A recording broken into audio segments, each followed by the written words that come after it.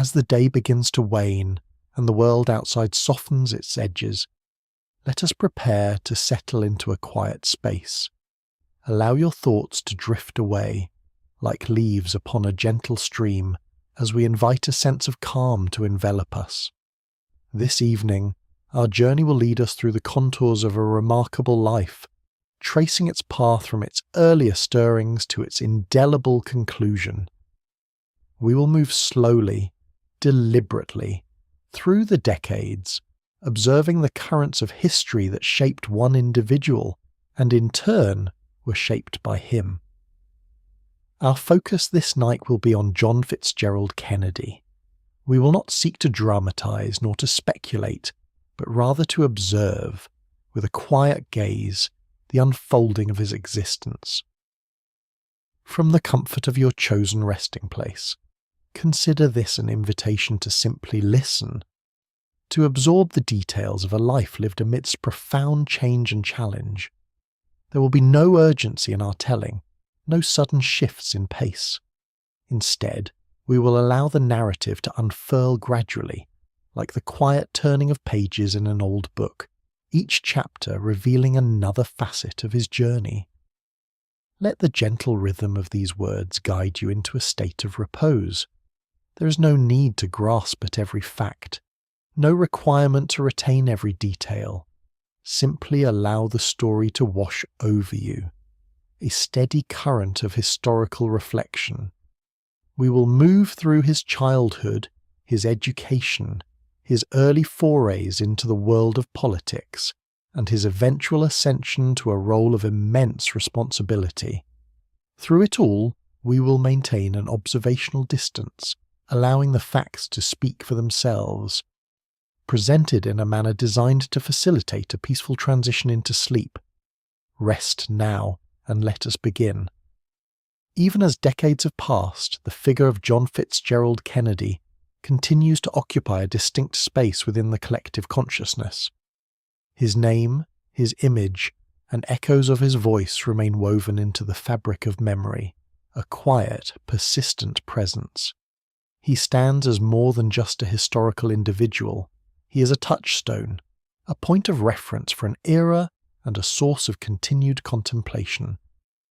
There is a certain weight to his story, a resonance that transcends the immediate events of his time. His life, though ultimately cut short, unfolded across a period of immense transformation for America and indeed for the world. To gently explore his trajectory is to gain a quiet window into the mid-20th century, a pivotal era marked by technological advancement, shifting social landscapes, and profound geopolitical tensions. Tonight, we simply acknowledge this enduring presence.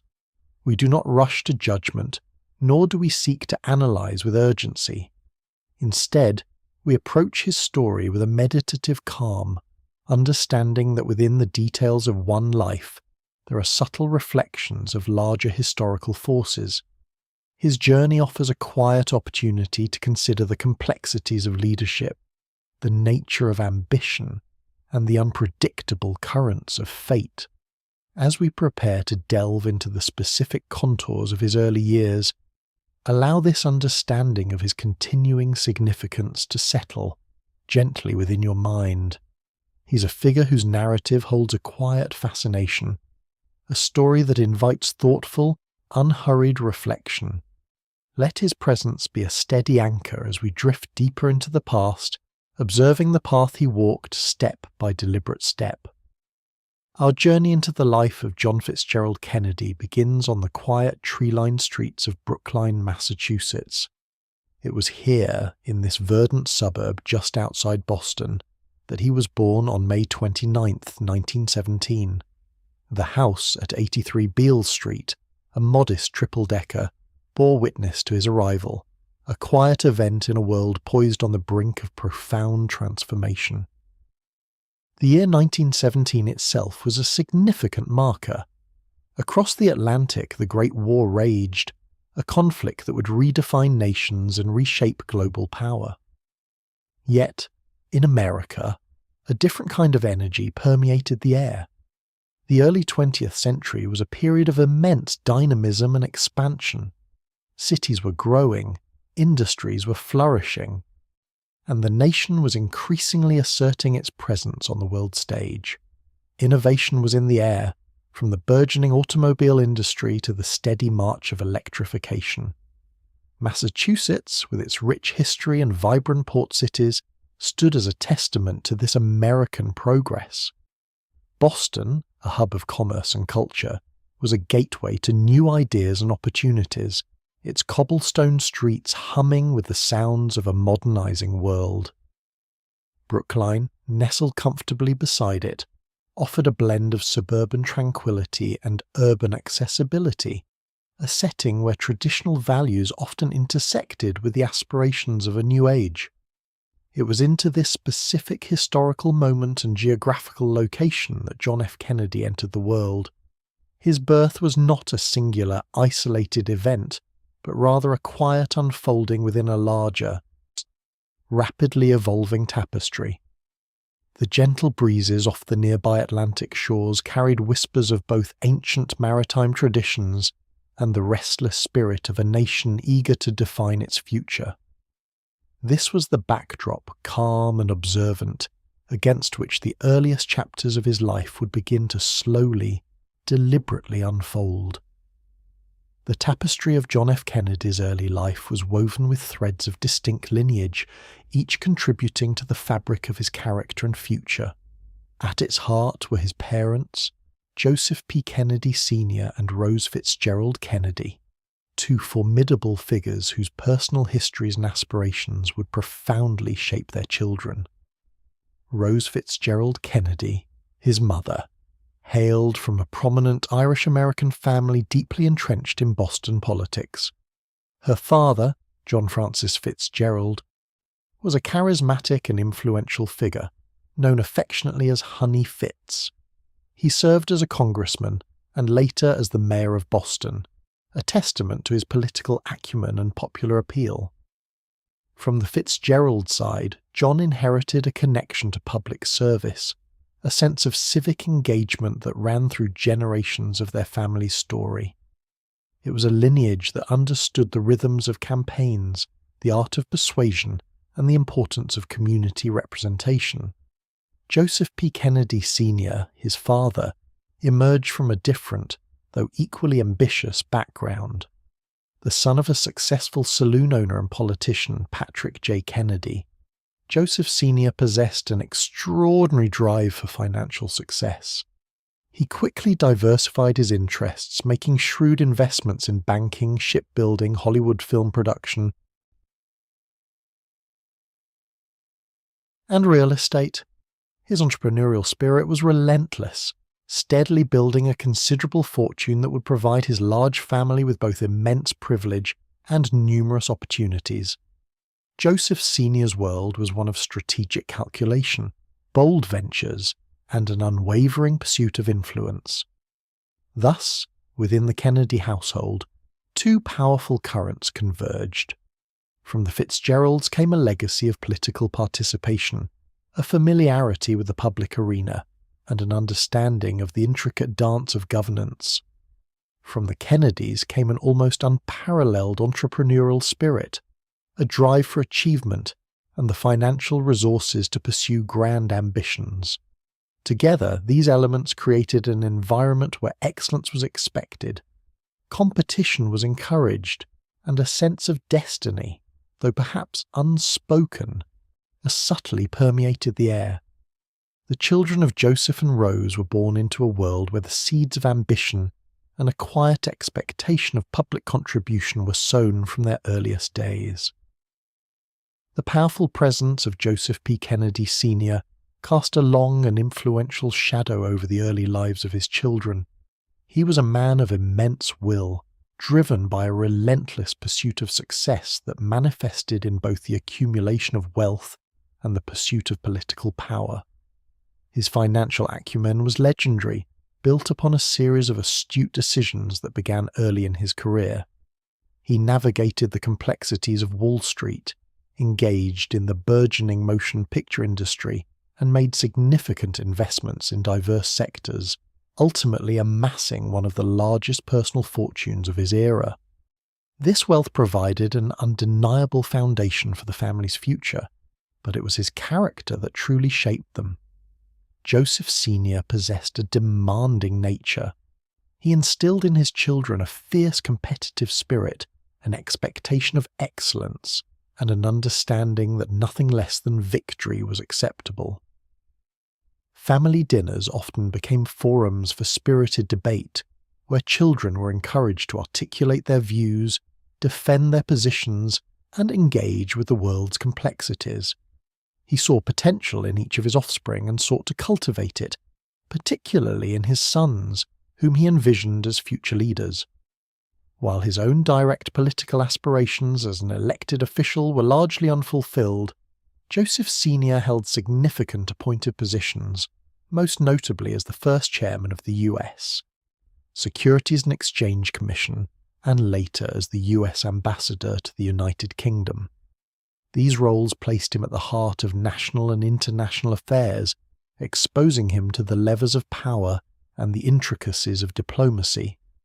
He understood the mechanisms of influence and the strategic thinking required to navigate the highest echelons of society.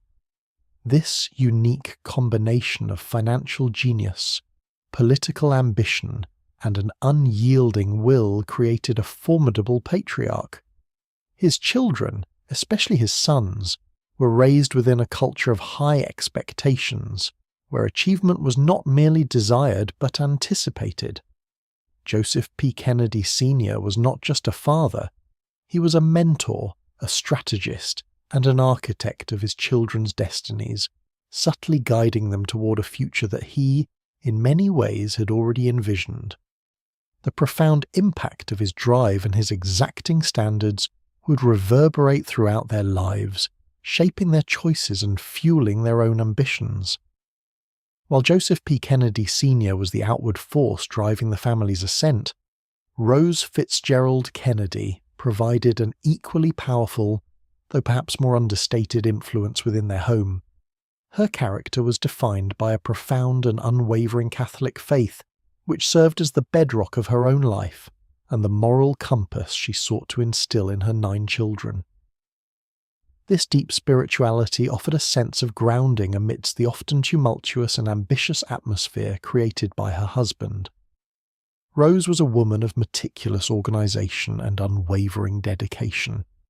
Managing a large and energetic household, often across multiple residences, required an extraordinary level of discipline. She maintained detailed records of her children's health, their academic progress, and their social engagements. Her legendary card files, meticulously updated, reflected her commitment to their individual well-being and development. This systematic approach extended to their education and upbringing, ensuring that each child received not only a robust academic foundation, but also a strong sense of etiquette and social grace.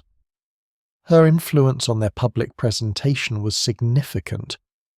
Rose understood the importance of appearances and the role they played in a family destined for public life. She taught her children the value of proper conduct, clear communication, and poised demeanour. These lessons, imparted through consistent example and gentle guidance, contributed to the polished image for which the Kennedy children would later become known.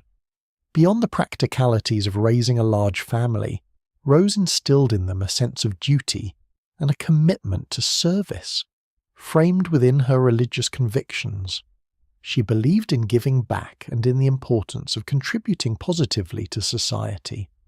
While Joseph Sr. might have emphasized competition and victory, Rose quietly underscored virtues such as compassion, integrity, and perseverance. Her resilience was tested repeatedly throughout her long life, facing both personal tragedies and the immense pressures that accompanied her family's public prominence. Yet, she met these challenges with a quiet strength, drawing upon her faith and her inner fortitude. Rose Fitzgerald Kennedy was, in essence, the family's anchor, a source of stability and moral guidance, whose grace and unwavering spirit profoundly shaped the character and public image of her remarkable children. These summers of the Kennedy children were largely spent in Hyannisport, Massachusetts, a coastal retreat that became synonymous with the family's identity. Here, against the backdrop of the Cape Cod shore, a unique and intensely competitive environment flourished. The vastness of the Kennedy compound, with its sprawling lawns and proximity to the ocean, facilitated an almost constant array of activities, all imbued with an underlying drive to excel. These were not merely leisurely holidays. The Kennedy household, even in summer, buzzed with an energy that reflected Joseph Sr.'s philosophy. Every endeavour was an opportunity for competition, and every competition was to be won. Sports played a central role in this ethos. Sailing, touch football, swimming and tennis were not simply pastimes, but arenas where individual prowess and teamwork were rigorously tested. John F. Kennedy, despite his often delicate health in childhood, participated with an earnestness that belied his physical limitations, striving to keep pace with his older brother, Joseph Jr., and his robust siblings. Beyond physical contests, intellectual debates were a common occurrence around the dinner table and during family gatherings. Driven by their parents' emphasis on current events and public discourse, the children were encouraged to articulate their opinions, defend their arguments, and engage with complex ideas. These discussions, often spirited and challenging, honed their rhetorical skills and fostered a keen interest in the world beyond their immediate surroundings. For young Jack Kennedy, these debates provided an early training ground for the verbal agility that would later define his political career. The constant striving, the expectation of victory, and the resilience forged in the face of setbacks were deeply formative experiences.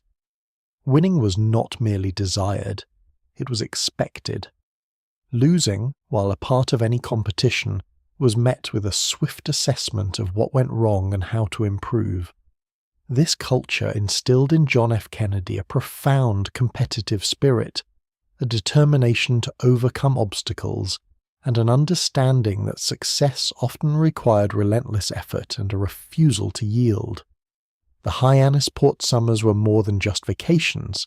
They were crucible moments, shaping the future leader's drive and enduring character. Beneath the vibrant surface of the Kennedy family's competitive world lay a quieter, more persistent challenge for John F. Kennedy: his health. From his earliest years, Jack, as he was known, was a child frequently beset by illness. Unlike his robust older brother, Joseph Jr., John often appeared somewhat frail, prone to a succession of ailments that would follow him throughout his life. His childhood medical history was a long and complicated one, marked by scarlet fever, measles, chickenpox, and chronic gastrointestinal issues. These frequent bouts of sickness often confined him to bed, separating him from the boisterous activities of his siblings and at times from school. While his family encouraged him to participate in sports and intellectual pursuits, his physical limitations were a constant underlying reality. This aspect of his early life is often overlooked in the narrative of his public persona, yet it was profoundly significant. The perception of him as a less physically imposing figure, especially in comparison to his athletic brothers, might have fostered a different kind of determination within him. Unable to always dominate through sheer physical strength, he cultivated other strengths: a sharp wit, an engaging charm, and a keen intellect. His illnesses, rather than diminishing his spirit, seemed to ignite a quiet resilience. He learned to manage discomfort, to push through pain, and to maintain an outward composure even when his body was failing him. This lifelong struggle with health issues, which would later include severe back pain and Addison's disease, was a private battle fought largely away from public view. It instilled in him a unique understanding of human vulnerability, and perhaps, too, a fierce appreciation for every moment of vitality. The image of the energetic, charismatic leader often overshadowed the reality of a man who constantly contended with physical adversity, making his achievements all the more remarkable. His early health challenges were not merely a footnote, but an integral thread in the tapestry of his character, shaping his resolve and his quiet fortitude. Within the competitive crucible of the Kennedy household, a distinct dynamic existed between John and his older brother, Joseph P. Kennedy Jr. Joe Jr., born in 1915, was the firstborn son, a role that carried immense weight and expectation within the family. He was, from an early age, the clear heir apparent, the son groomed by Joseph Sr. for a prominent future in politics. Joe Jr. embodied many of the qualities his father prized. He was strong, charismatic, ambitious, and possessed a natural authority. He excelled in sports, displayed a robust health that contrasted sharply with John's frequent illnesses, and exhibited a more outwardly serious dedication to his studies and future prospects. His presence cast a long, often illuminating shadow over John. Their relationship was complex, a blend of fraternal rivalry and genuine admiration. Joe Jr., with his earnest pursuit of their father's vision, often set the standard against which John felt measured. This dynamic undoubtedly pushed John to strive harder, not necessarily to emulate his brother entirely, but to carve out his own distinct identity and prove his own capabilities, while Joe Jr., as was the designated leader, John often observed, analysed, and sometimes quietly challenged. The expectation that Joe Jr. would enter politics and eventually seek the presidency was a deeply ingrained family understanding. His path seemed clear, meticulously planned by Joseph Sr. This explicit designation allowed John, for a time, a certain freedom to explore his own interests without the immediate crushing burden of carrying the family's political aspirations. He could indulge his intellectual curiosity, his love for history, and his more independent spirit. Yet, even in this freedom, the shadow of Joe Jr.'s destiny was ever present. It was a constant reminder of the family's grand ambitions and the high bar set for all Kennedy sons. This dynamic, of having an older, formidable brother marked for greatness, undeniably shaped John's formative years, compelling him to develop his own unique strengths, and to eventually forge a path that, while distinct, would ultimately lead him towards a similar, grander destiny. In 1931, at the age of 14, John F. Kennedy began his enrollment at Choate Rosemary Hall, a prestigious preparatory school in Wallingford, Connecticut. His initial years there were marked by a certain mischievous spirit and a reluctance to conform entirely to the rigid structure of boarding school life. He was not always the most diligent student, often exhibiting a playful disregard for academic strictures and a preference for camaraderie over solitary study. This early period at Choate reflected a youthful restlessness, a desire to test boundaries and engage with life on his own terms. However, as his time at Choate progressed, a subtle shift began to occur. While never fully shedding his light-hearted approach, John started to apply himself with greater focus. He found particular enjoyment in subjects like history and English, areas where his natural curiosity and analytical mind could flourish. His intellectual capabilities, though sometimes masked by an air of nonchalance, began to reveal themselves more consistently. It was during these years that John's distinctive wit and charm truly began to blossom. He cultivated a keen sense of humour, often employing self-deprecating remarks and clever observations to navigate social situations and forge connections. He possessed an innate ability to connect with others, a quality that would later become a hallmark of his public persona.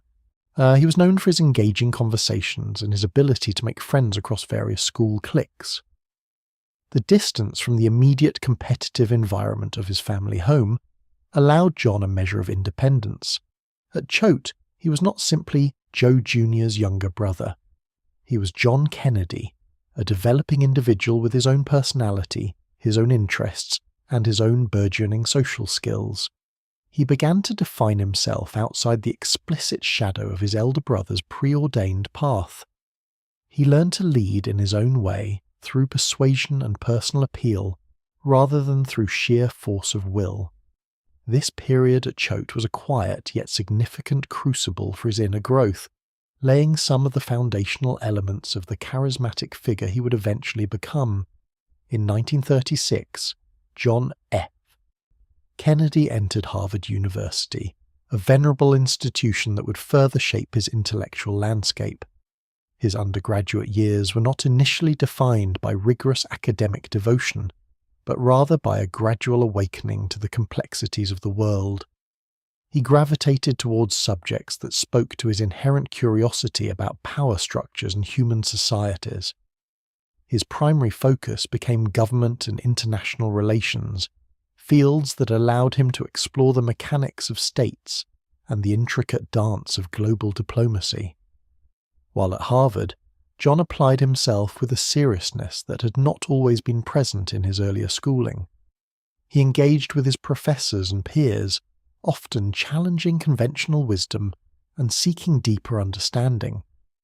His mind, always quick and inquisitive, began to synthesize vast amounts of information, forming coherent perspectives on historical events and contemporary issues.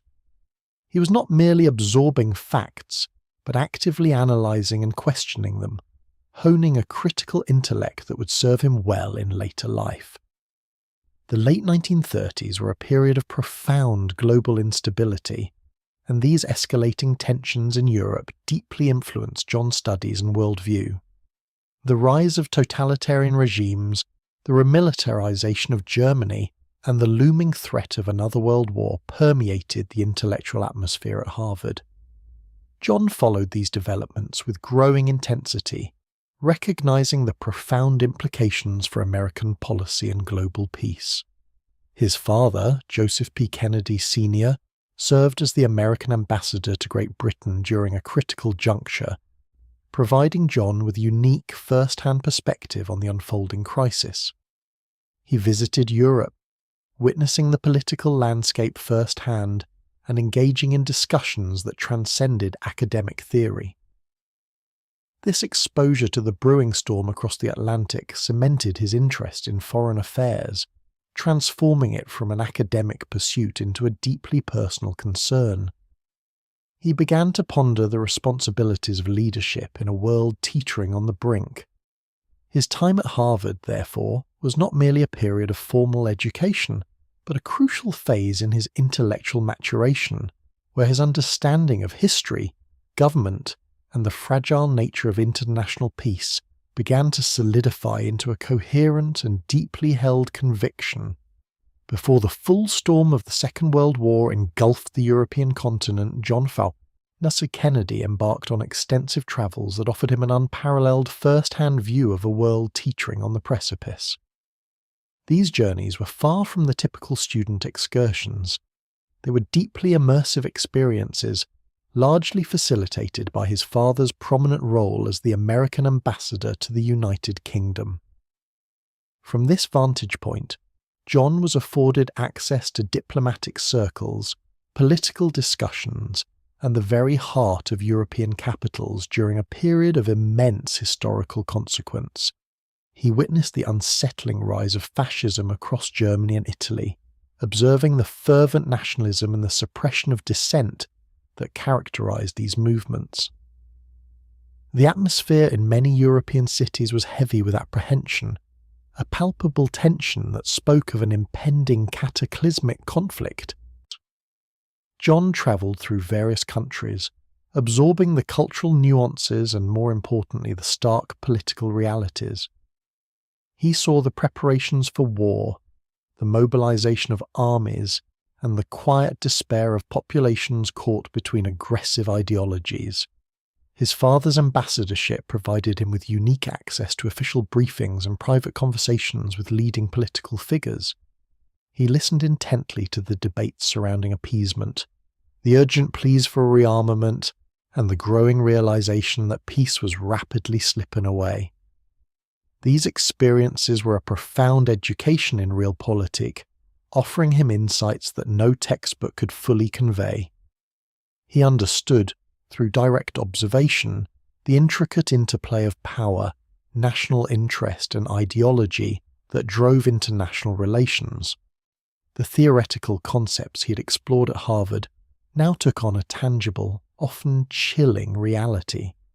He learned about the complexities of diplomacy, the strengths and weaknesses of different political systems, and the immense human cost of conflict. This period of travel and observation forged a deeper understanding of global affairs within him, moving beyond academic interest to a more visceral comprehension of the forces shaping the world. It was an education not just in history, but in the making of history, witnessed from a remarkably close perspective. These formative experiences instilled in him a sober awareness of the challenges facing democracies and the critical importance of informed leadership in an increasingly dangerous world. From his extensive observations in Europe and his rigorous academic pursuits at Harvard, John F.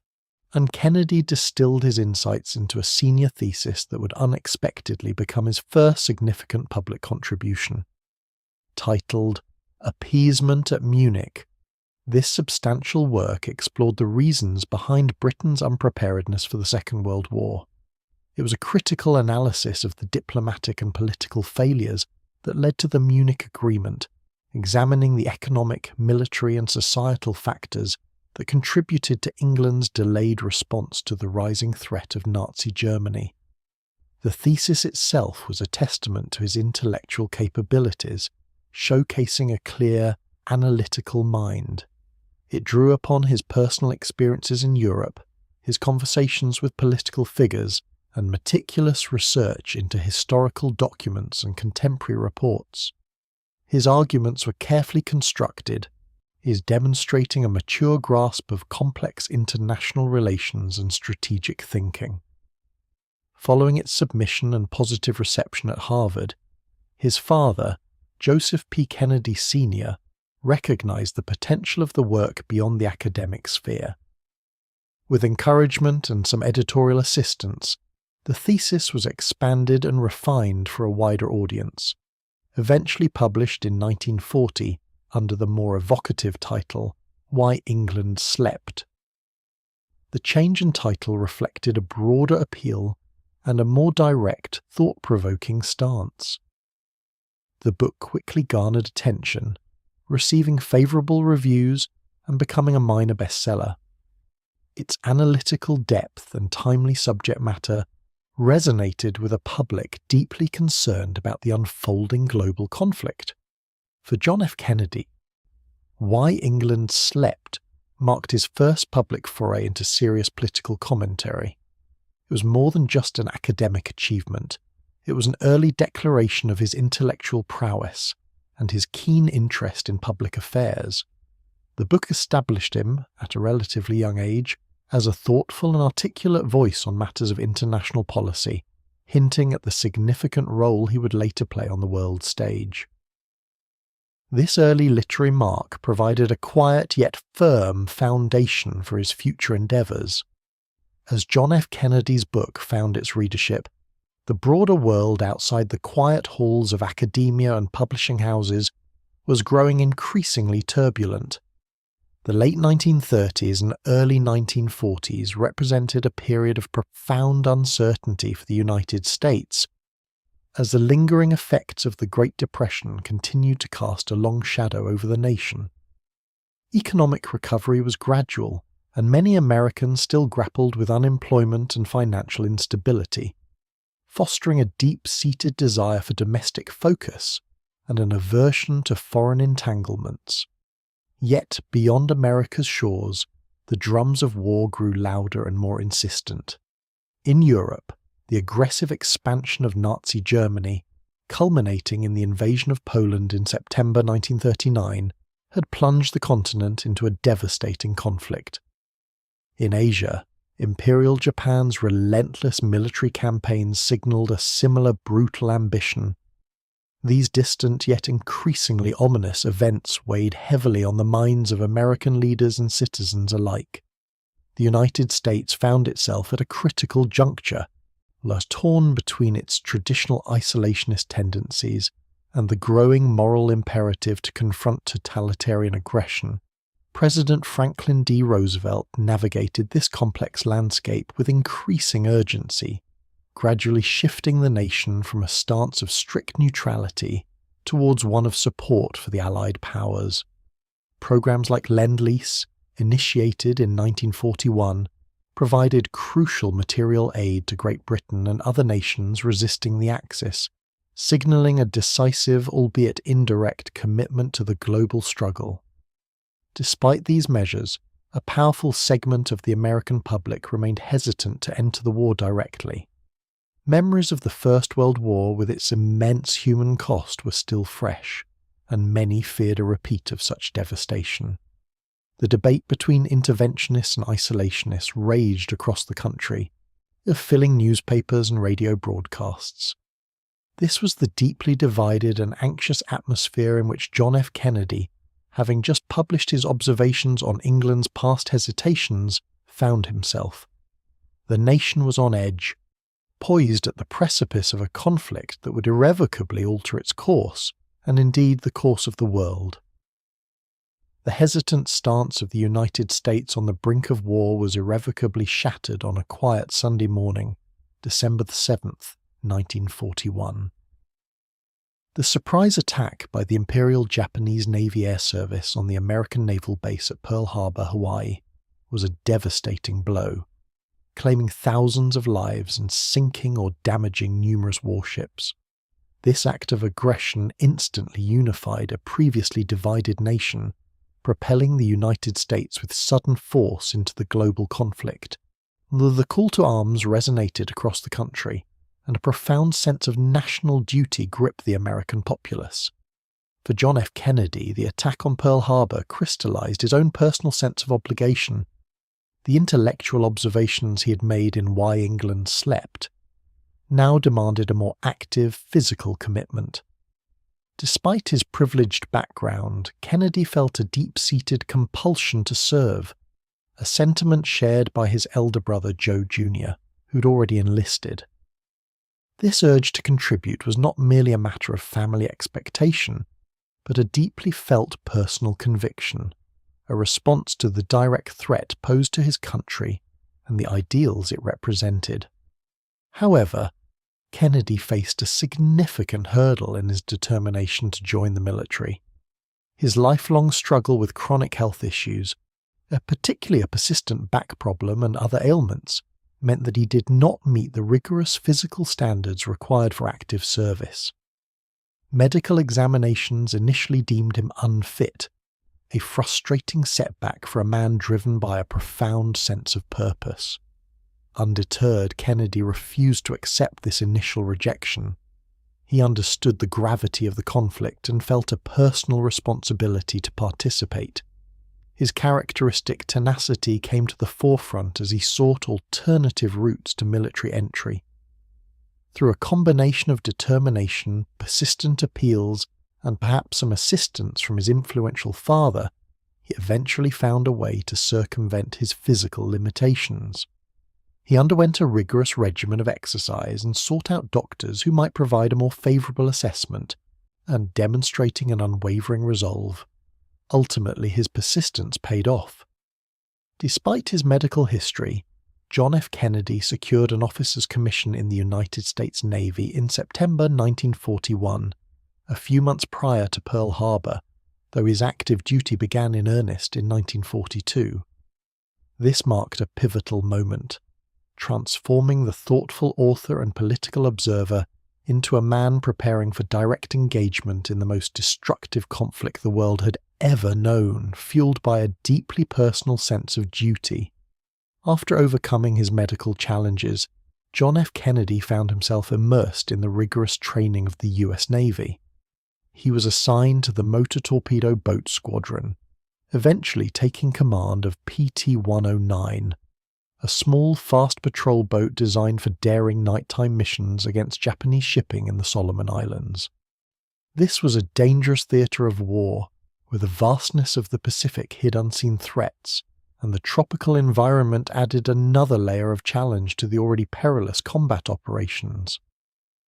On the night of August 2nd, 1943, PT-109 was on patrol with a squadron of other PT boats, tasked with intercepting Japanese supply convoys in the Blackett Strait.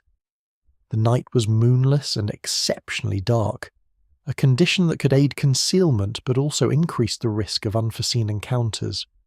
In the pre-dawn hours, a much larger Japanese destroyer, the Amagiri, unexpectedly emerged from the darkness and, travelling at high speed, sliced directly through the smaller PT-109.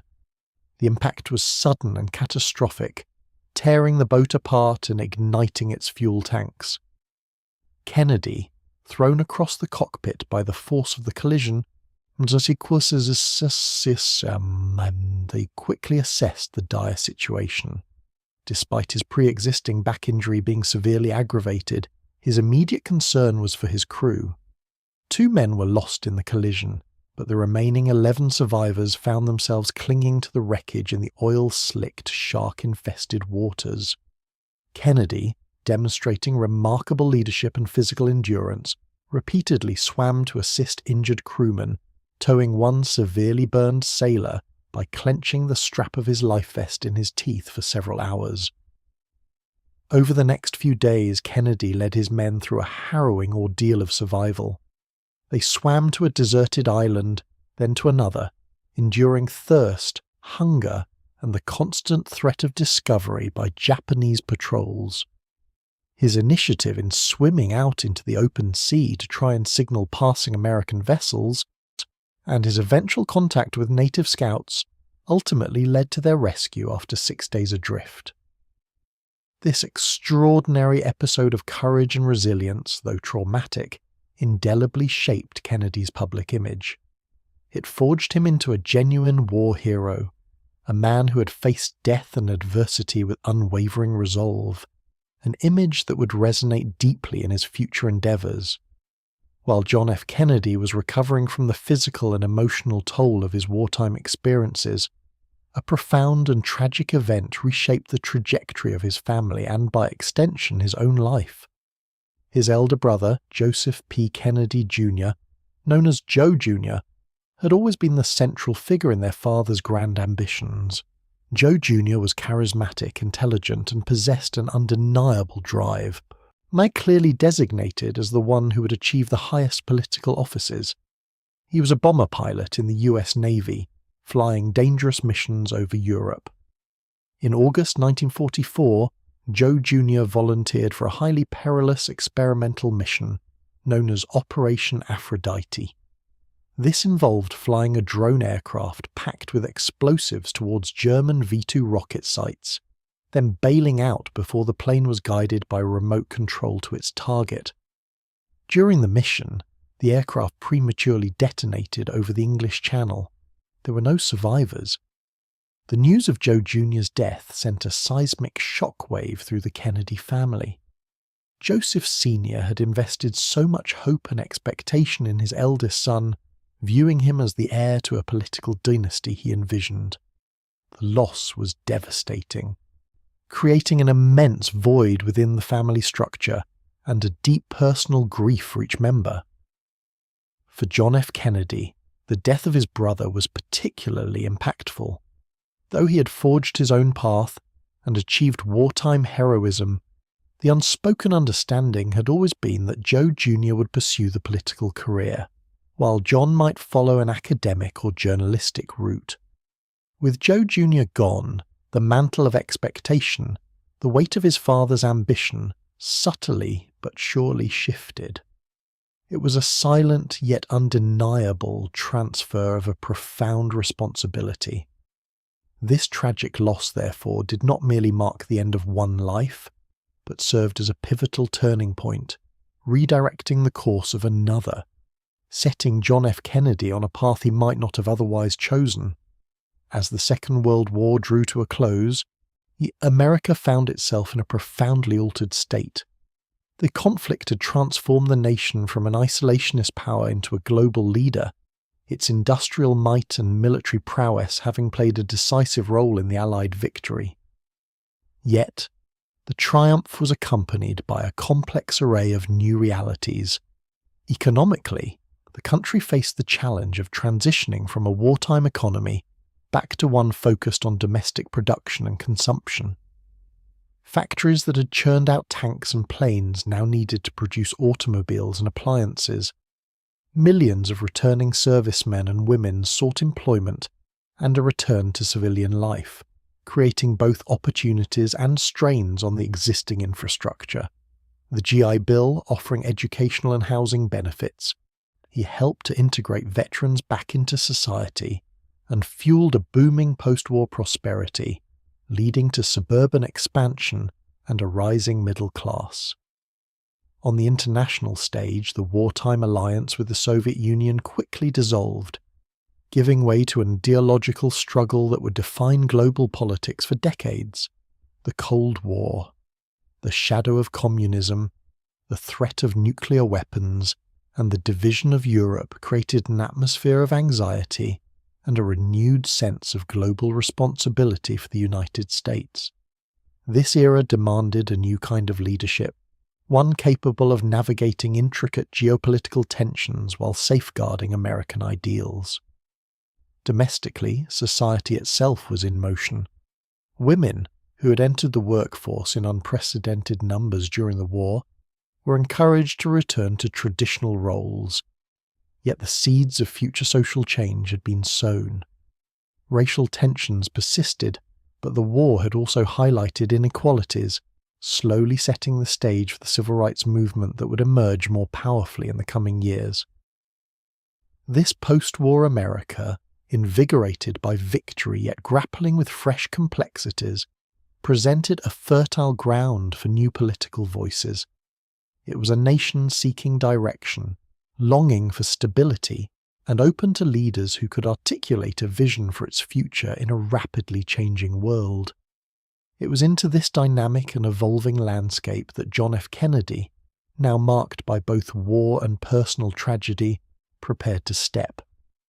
With the war concluded and the family's political hopes now resting squarely upon his shoulders, John F. Kennedy made the pivotal decision to enter the arena of electoral politics. His sights were set on the 11th Congressional District of Massachusetts, a seat that had been vacated by James Michael Curley, a prominent Boston figure who had decided to run for mayor. The district was a diverse and largely working-class area, encompassing parts of Boston, Cambridge, and Somerville, with a significant Irish Catholic population, a demographic that naturally resonated with the Kennedy family. The decision to run was not made in isolation. The full weight and resources of the Kennedy family, particularly the strategic acumen and financial backing of his father, Joseph P. Kennedy Sr., were immediately mobilized. Joseph Sr. understood the mechanics of political campaigns and was determined to see his son succeed. He deployed family members, friends, and a vast network of connections to support John's nascent political career. Rose Kennedy, with her quiet determination and extensive social contacts, also played a crucial, if less public, role in charming voters and organizing support. John F. Kennedy, at the age of 29, presented a compelling figure to the electorate. He carried the indelible mark of a war hero, a distinction that resonated deeply with a nation still processing the sacrifices of the recent conflict. The stories of his bravery aboard Petit 109, his leadership in the face of disaster, and his harrowing survival were quietly but effectively woven into the narrative of his campaign. Beyond his distinguished service, he possessed a youthful charm, an intellectual quickness, and an earnest demeanour that captivated many. Despite his privileged background, Kennedy campaigned tirelessly, often visiting multiple events in a single day, shaking hands and engaging directly with voters. He spoke of issues relevant to the district, such as housing for returning veterans and the need for economic stability. The combination of his personal appeal, his family's organizational prowess, and the lingering glow of his wartime heroism proved to be an irresistible force.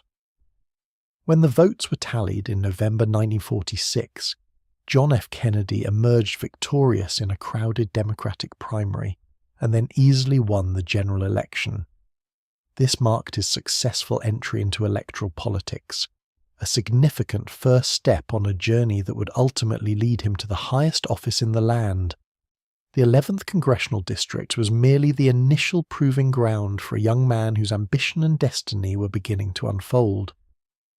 Upon arriving in Washington, D.C., as a newly elected congressman in 1947, John F. Kennedy embarked on a period of intense learning and adaptation. The halls of the U.S. House of Representatives, with their intricate procedures and established customs, offered a stark contrast to the direct, often boisterous nature of campaigning. He was in many ways an outsider to the entrenched political establishment, and his early years in Congress were characterized by a quiet study of the legislative process itself. He observed how bills were introduced, debated, and passed, how committees functioned, and how influence was wielded within the complex machinery of government. And Kennedy conscientiously worked to build relationships with his more experienced colleagues, though he was not known for forming deep personal bonds quickly. He sought out advice and insight from veteran legislators, understanding that an effective congressman required a grasp of both policy and parliamentary strategy. His natural charm and intellectual curiosity served him well, allowing him to engage thoughtfully with a wide range of individuals across the political spectrum, even if his voting record remained consistently Democratic. During these formative years, Kennedy began to refine his political style.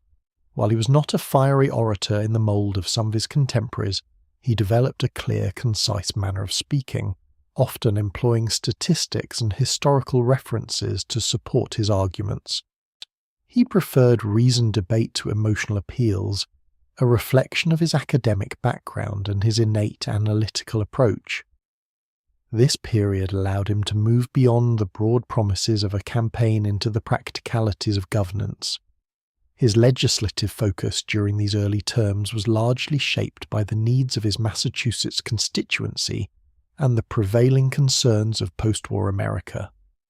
Veterans' issues were paramount. Having served himself, Kennedy understood the challenges faced by returning servicemen and women, advocating for better housing, improved educational benefits under the GI Bill, and comprehensive health care.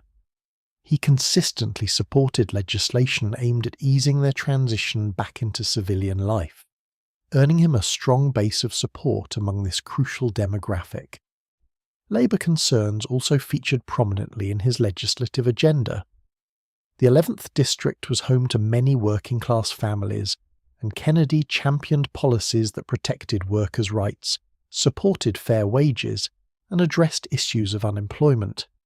He often spoke on the floor of the House about the importance of a strong economy that benefited all citizens, not just a select few. These early years in Congress, therefore, were not merely a stepping stone but a crucible in which John F. Kennedy began to forge his identity as a legislator, steadily learning the ropes and developing a political voice that would soon resonate far beyond his district. As the 1950s began, John F. Kennedy's political horizons steadily expanded beyond the confines of his congressional district. The quiet work of a representative, while valuable, did not fully satisfy the growing ambition that had been instilled in him since childhood. The US Senate, with its broader scope for national and international policy, its longer terms and its elevated prestige, began to exert a powerful pull. It represented a platform commensurate with the grander vision his family had always held for him. The decision to seek a Senate seat in 1952 was not made lightly, for it meant challenging a formidable incumbent, Henry Cabot Lodge Jr. Lodge was a scion of one of Massachusetts' most distinguished political families, a Republican with a deep lineage in public service and a respected figure in national politics. He represented the very establishment that Kennedy, despite his own family's wealth, was in some ways still trying to penetrate. This contest was perceived by many as an audacious move, a significant step up from the relatively safer confines of a House race. Kennedy's campaign for the Senate showcased a nascent but potent strategic thinking. He understood that to unseat Lodge, he would need to build a truly statewide coalition, reaching beyond his traditional Democratic strongholds. This required an immense effort, traversing the diverse landscapes of Massachusetts, from the industrial cities to the rural towns, engaging with voters of all backgrounds. The campaign became a family affair, a testament to the collective drive that characterized the Kennedys. His younger brothers, Robert and Edward, played increasingly active roles, organizing and mobilizing support. His sisters, particularly Eunice, brought energy and charm to countless events. Perhaps most famously, his mother, Rose, pioneered the tea parties, small, intimate gatherings in homes across the state where she would speak about her son, offering a personal touch that resonated deeply with female voters. This grassroots approach, combined with Kennedy's own tireless schedule of appearances, handshaking and speeches, aimed to overcome Lodge's established reputation. The campaign was a masterclass in relentless effort, demonstrating Kennedy's growing political maturity and his willingness to undertake monumental challenges to achieve his burgeoning aspirations. It was a clear signal that he was not content with merely serving. He intended to lead. The autumn of 1952 brought with it a national political wave that heavily favoured the Republican Party. Dwight D. Eisenhower, a beloved war hero, was sweeping the country, leading the Republican ticket to a landslide victory in the presidential election. This national trend presented an additional formidable challenge to John F. Kennedy's already uphill battle against Henry Cabot Lodge Jr.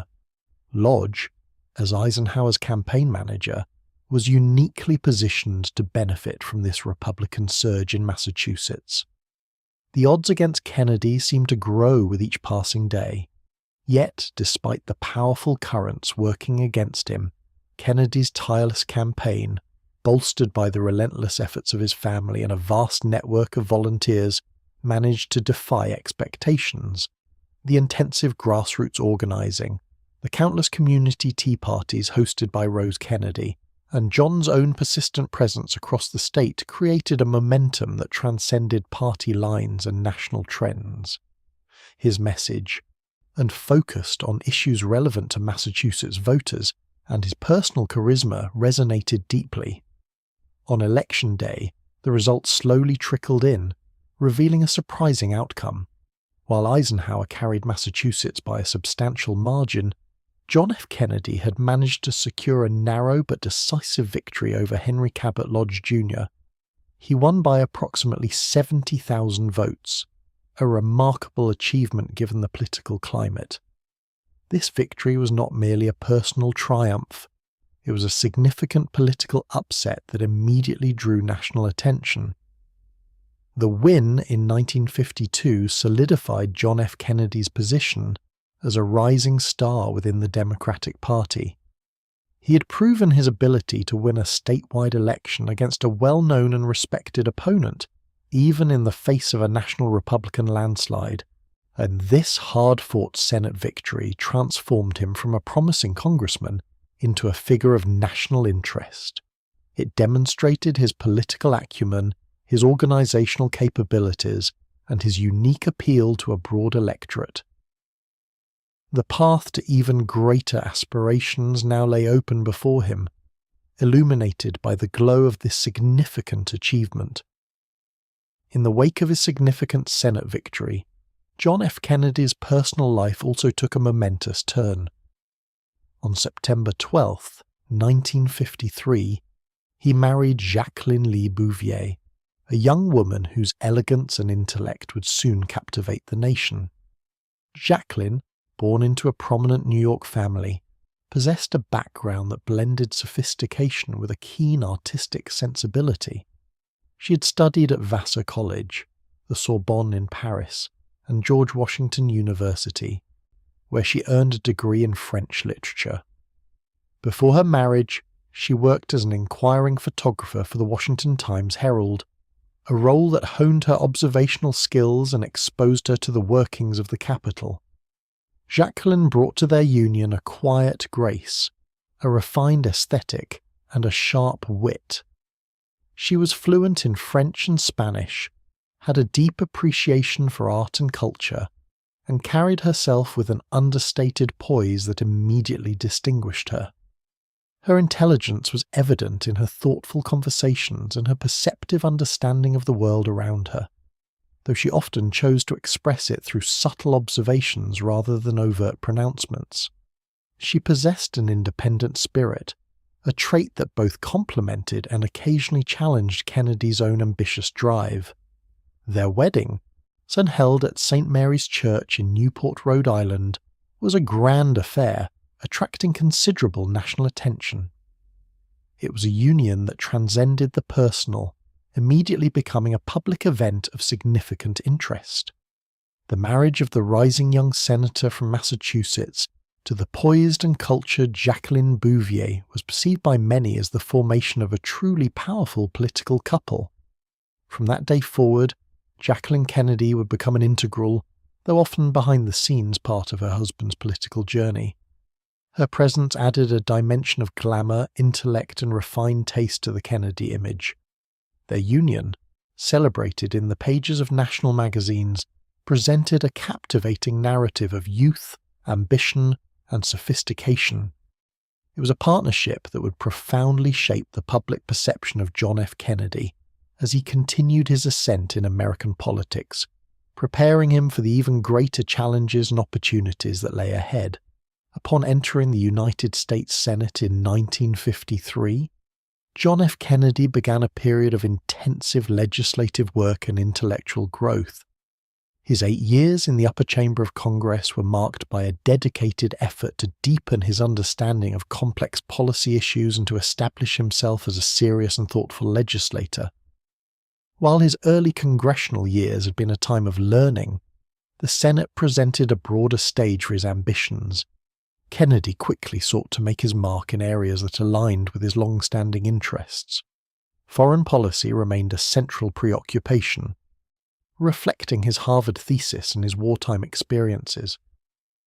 He joined the Senate Foreign Relations Committee, where he engaged with global challenges, particularly the emerging Cold War dynamics and the decolonization movements in Africa and Asia. His speeches and analyses during this period demonstrated a growing sophistication in international affairs, often urging a more nuanced and forward-looking American approach. Domestically, Kennedy focused considerable attention on labor issues, building on his connections within Massachusetts' industrial base.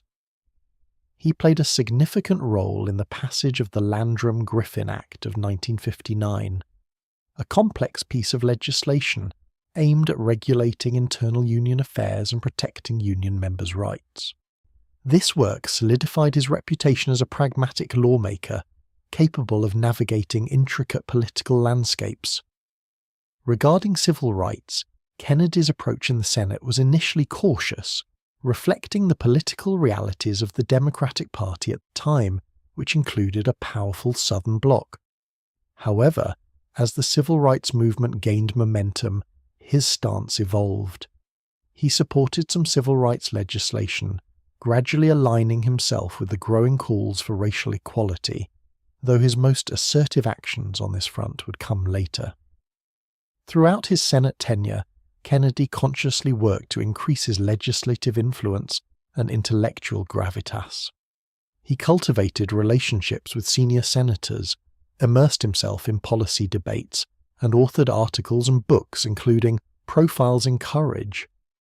These efforts were part of a deliberate strategy to position himself not merely as a war hero or a charismatic figure, but as a statesman of substance, ready for greater responsibilities. Beneath the surface of John F. Kennedy's public life in the Senate, a private and persistent battle with chronic illness continued.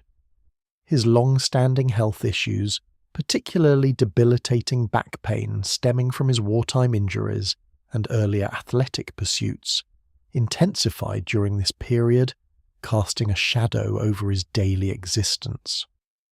The pain was often severe, making even simple movements a challenge and requiring a formidable display of willpower to maintain his public persona.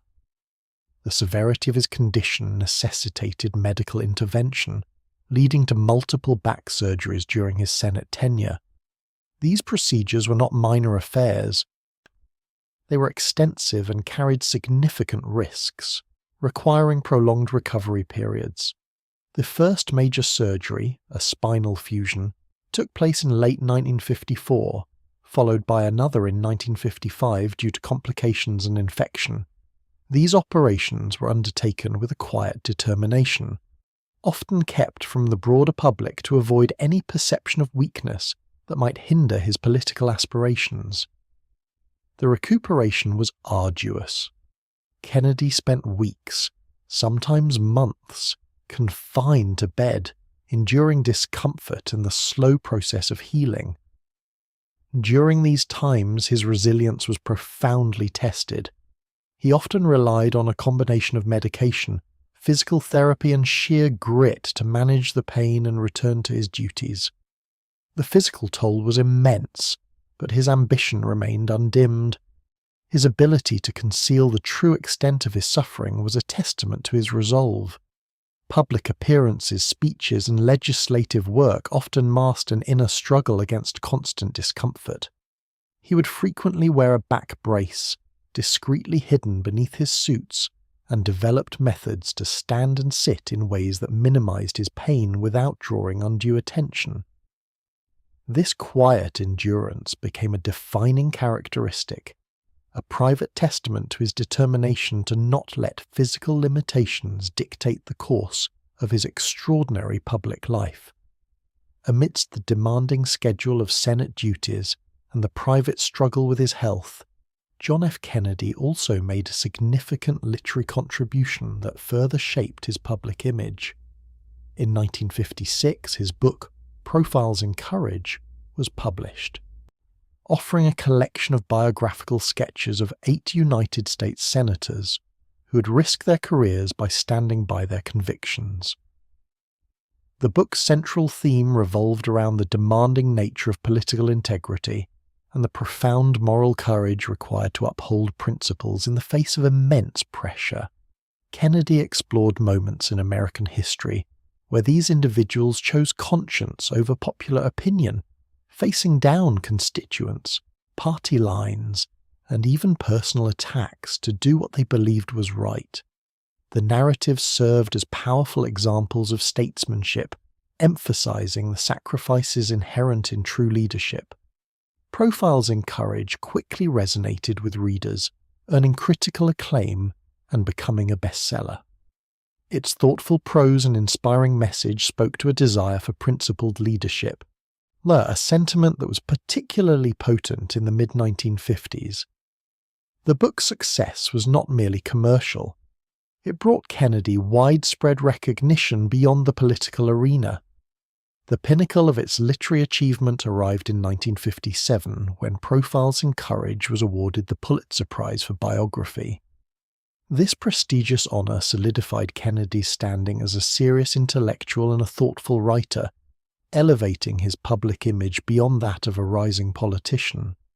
It presented him as a man deeply concerned with the ethical dimensions of public service, a leader who valued courage and conviction above all else. The book's reception underscored Kennedy's intellectual depth and his capacity for reflection on the foundational elements of American democracy. It provided a philosophical framework for his own political aspirations, thus subtly positioning him as an inheritor of the very ideals he so eloquently described. Profiles in Courage became an integral part of his public identity, quietly reinforcing the narrative of a man of substance, intellect, and moral purpose, preparing the ground for future political endeavours. The year 1956 presented John F. Kennedy with an unexpected, yet pivotal, opportunity to step onto the national stage in a more prominent way. While he had not actively campaigned for it, his name emerged as a strong contender for the vice presidential nomination at the Democratic National Convention. The presidential nominee Adlai Stevenson had made the unusual decision to allow the convention delegates to choose his running mate, opening the field to several hopefuls. Kennedy, and still relatively young at 39 and having served only one full term in the Senate, found himself in a heated contest for the second spot on the ticket. His recent literary success with Profiles in Courage and his articulate presence had already begun to draw national attention. As the balloting proceeded, momentum steadily built for Kennedy. He captured the imagination of many delegates, particularly those from states outside of the South, who saw in him a fresh, dynamic face for the party. The contest was intense, unfolding over several ballots. Kennedy came remarkably close to securing the nomination, demonstrating a surprising level of support for someone of his relatively limited national political experience. He led on the second ballot, creating a palpable sense of anticipation. However, a late surge by Senator Estes Kefauver of Tennessee ultimately secured the nomination, leaving Kennedy just short of the prize. Though a loss, this experience proved to be an invaluable learning opportunity. The close contest had thrust Kennedy into the national spotlight, introducing him to a far wider audience than his Senate work or book had alone. He delivered a gracious concession speech, further enhancing his reputation for poise and good sportsmanship. The intense campaigning, the strategic manoeuvring, and the pressure of the convention floor provided him with first-hand experience in the mechanics of a national political campaign. This near miss for the vice presidency served as a crucial stepping stone. It allowed Kennedy to gauge his national appeal, understand the dynamics of a presidential ticket, and begin building a network of supporters across the country.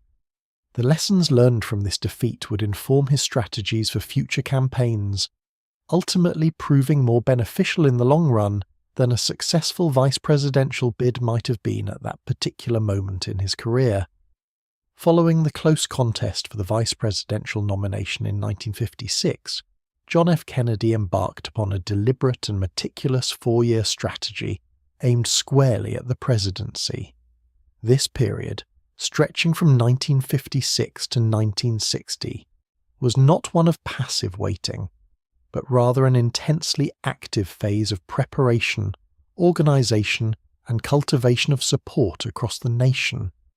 He understood that a presidential campaign required a robust infrastructure, far beyond what had been necessary for a Senate race. Even one of the foundational elements of this strategy was extensive travel. Kennedy began a tireless schedule of speaking engagements, visiting nearly every state in the Union. These trips were carefully planned, not merely as public appearances, but as opportunities to meet local party leaders, build personal relationships, and assess the political landscape. He spoke at Democratic Party dinners, college campuses, civic organizations, and labor conventions, ensuring his face and message became familiar to a diverse array of voters and political operatives. Simultaneously, a dedicated team, largely spearheaded by his brother Robert F. Kennedy, began to construct a national political machine. This involved identifying and recruiting key individuals in each state who could organize volunteers, raise funds, and mobilize support when the time came. Data was meticulously collected, contacts were catalogued, and potential delegates to the next Democratic National Convention were quietly identified and courted. This grassroots effort was methodical, laying a deep foundation beneath the more visible public appearances. Kennedy also utilized his Senate platform to further his presidential ambitions. He continued to focus on substantive issues, delivering speeches and authoring articles that demonstrated his grasp of foreign policy and domestic challenges. This reinforced his image as a serious and thoughtful leader, capable of addressing complex national and international matters. His Catholicism, which some viewed as a potential impediment, was addressed subtly through his consistent articulation of American values and his commitment to public service, allowing his actions to speak louder than any direct defense. This period was characterized by a quiet but intense focus on the future. Every speech, every handshake, every legislative effort, and every organizational meeting was part of a larger, cohesive plan. The near miss of 1956 had provided a clear roadmap, and Kennedy, with his disciplined approach and the unwavering support of his family, was now meticulously charting his course toward the highest office in the land. As John F. Kennedy meticulously prepared his path to the presidency, the world around him was caught in profound and unsettling division.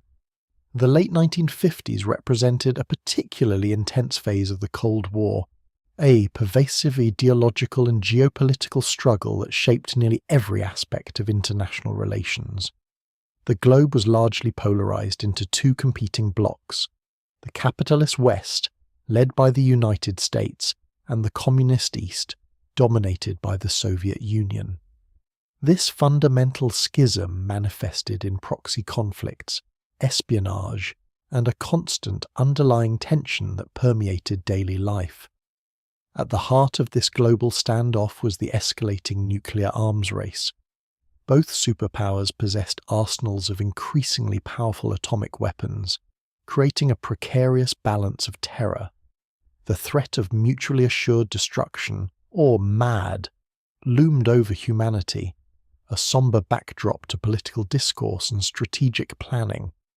Each nation sought to gain an advantage, developing intercontinental ballistic missiles and more sophisticated warheads, fueling a cycle of fear and technological advancement.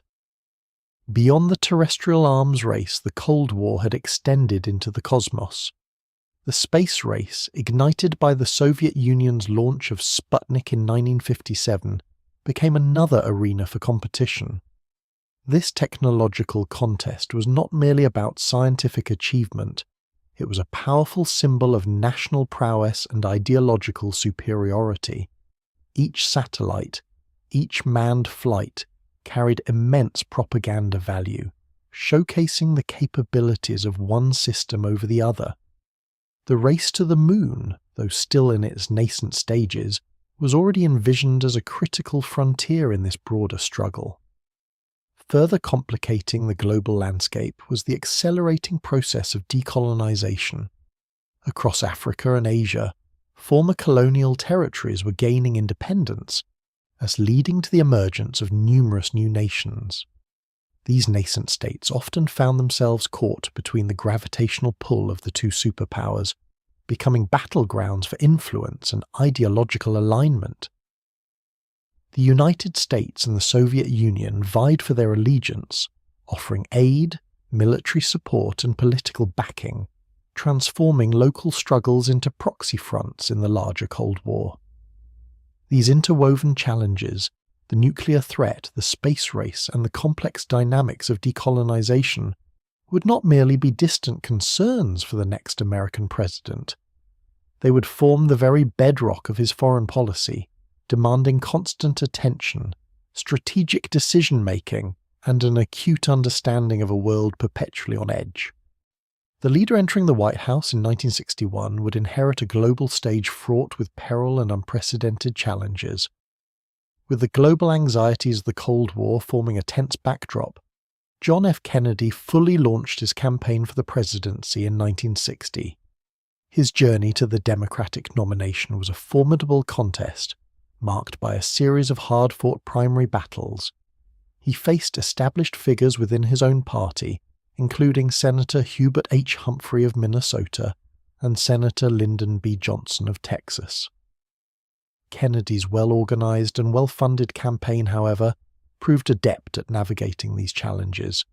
His victory in the crucial Wisconsin primary and then in the decisive West Virginia primary, where his Catholicism was a significant issue, demonstrated his ability to connect with diverse electorates. And by the time the Democratic National Convention convened in Los Angeles, Kennedy had accumulated sufficient delegate support to secure the nomination on the first ballot, a testament to his relentless campaigning and strategic preparation. His opponent in the general election was Richard Nixon, the sitting vice president under Dwight D. Eisenhower. Nixon, a seasoned politician with extensive experience in both domestic and foreign policy, presented himself as the embodiment of stability and proven leadership. The stage was set for a stark contrast, often framed as youth versus experience. Kennedy's campaign, in response, deliberately cultivated an image of youthful dynamism and forward-looking vision. Yeah, he spoke frequently of a new frontier, a powerful rhetorical phrase that invited Americans to embark on a journey of challenge and opportunity. This frontier was not geographical, but rather one of science, space, peace, and human potential. It promised a nation moving beyond complacency, prepared to tackle the domestic and international problems of the era with vigor and innovation. The themes of youth and vigor were central to Kennedy's appeal. At 43 years old, he projected an image of robust energy, a stark contrast to the perception of a more staid political establishment. His campaign emphasized a dynamic leadership that would energize the nation and meet the complexities of the Cold War with renewed purpose. He presented himself as a leader who could inspire a new generation of Americans to civic action and national service, promising a fresh approach to governance and a renewed sense of national purpose. These messages resonated with many voters, eager for change and a hopeful outlook amidst global uncertainties. The 1960 presidential campaign introduced a profoundly transformative element to American political discourse: the televised debate. For the first time, the two major party candidates, John F. Kennedy and Richard Nixon, engaged in a series of 4 televised encounters that reached millions of homes across the nation. These debates were not merely a new forum for discussion. They fundamentally altered the way presidential campaigns would be conducted and perceived by the public. The first debate, held on September 26, 1960 in Chicago, proved to be particularly pivotal. Richard Nixon, recovering from an illness and appearing somewhat pale and gaunt, declined to wear makeup. He wore a light-coloured suit that blended into the studio background. Kennedy, by contrast, appeared tan, rested and confident. He wore a dark suit that provided a sharp visual contrast, and his relaxed demeanour, direct gaze and articulate responses projected an image of composure and authority. The visual impact of this initial debate was immediate and profound. Those who listened on radio often believed Nixon had performed well, appreciating his substantive arguments and experience. However, the vast majority who watched on television formed a different impression. They saw a vibrant, charismatic Kennedy, seemingly at ease under the bright lights, juxtaposed against a noticeably less vigorous Nixon. This visual disparity became a powerful, unspoken narrative of the campaign. On Kennedy's confident and articulate performance throughout the series of debates reinforced his new frontier message of youthful energy and dynamic leadership. He skillfully presented his arguments, often looking directly into the camera, establishing a personal connection with the viewing audience. The debates allowed voters to assess the candidates not just on their words, but on their presence, their temperament, and their ability to handle pressure. This new medium irrevocably changed the landscape of American politics. Television transformed presidential campaigns from primarily auditory experiences, dominated by speeches and radio addresses, into a visual spectacle. Charisma, appearance, and televised presence began to play an increasingly significant role alongside policy and experience. The 1960 debates became a landmark event, and demonstrating the immense power of television to shape public opinion and influence the outcome of national elections. They underscored the nascent understanding that in the television age, how a candidate looked and sounded could be as impactful as what they said. Beyond the visual impact of the debates, another significant hurdle confronted John F. Kennedy's presidential aspirations, his Roman Catholic faith. At the time, no Catholic had ever been elected president, and a deep-seated anti-Catholic sentiment, particularly strong in parts of the Protestant South and Midwest, posed a formidable challenge. Fears persisted that a Catholic president would be beholden to the Pope, prioritizing religious doctrine over constitutional obligations and national interest. This concern was not merely a whisper. It was an overt and vocal apprehension across various segments of the electorate. Kennedy recognized that this issue could derail his campaign if not addressed directly and unequivocally. He understood that silence would only allow the fears and prejudices to fester. Therefore, he chose a bold and decisive course of action, culminating in a pivotal moment on September 12, 1960. On that evening, he delivered a landmark speech to the Greater Houston Ministerial Association, a gathering of Protestant ministers in a historically conservative region. Before this assembly, Kennedy delivered perhaps the most crucial address of his campaign. He confronted the issue head-on, articulating a clear and unwavering commitment to the separation of church and state.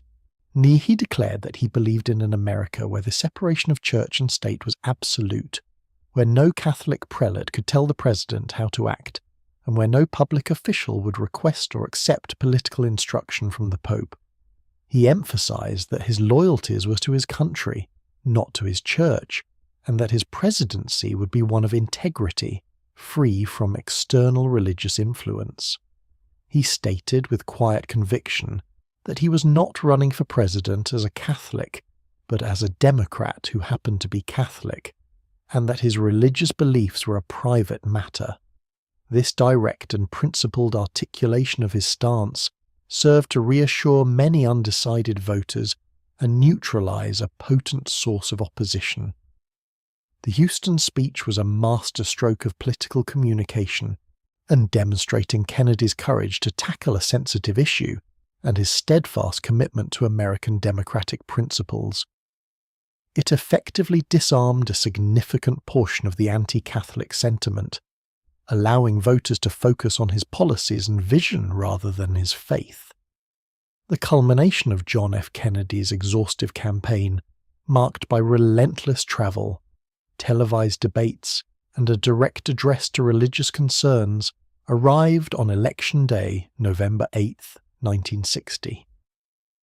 The contest against Richard Nixon, the sitting vice president, was anticipated to be close, but the final outcome proved to be one of the tightest presidential elections in American history.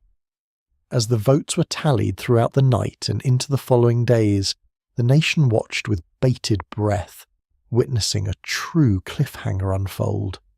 Kennedy ultimately secured victory, but the margins were incredibly narrow. In the popular vote, he surpassed Nixon by just over 100,000 votes, out of nearly 69 million cast. This translated to a difference of merely 0.17 percentage points, making it the closest popular vote margin in the 20th century.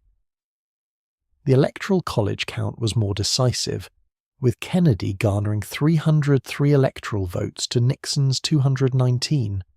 But even here, the shift of a relatively small number of votes in key states could have altered the outcome. The closeness of the election led to various controversies and accusations of voter fraud, particularly in states like Illinois and Texas.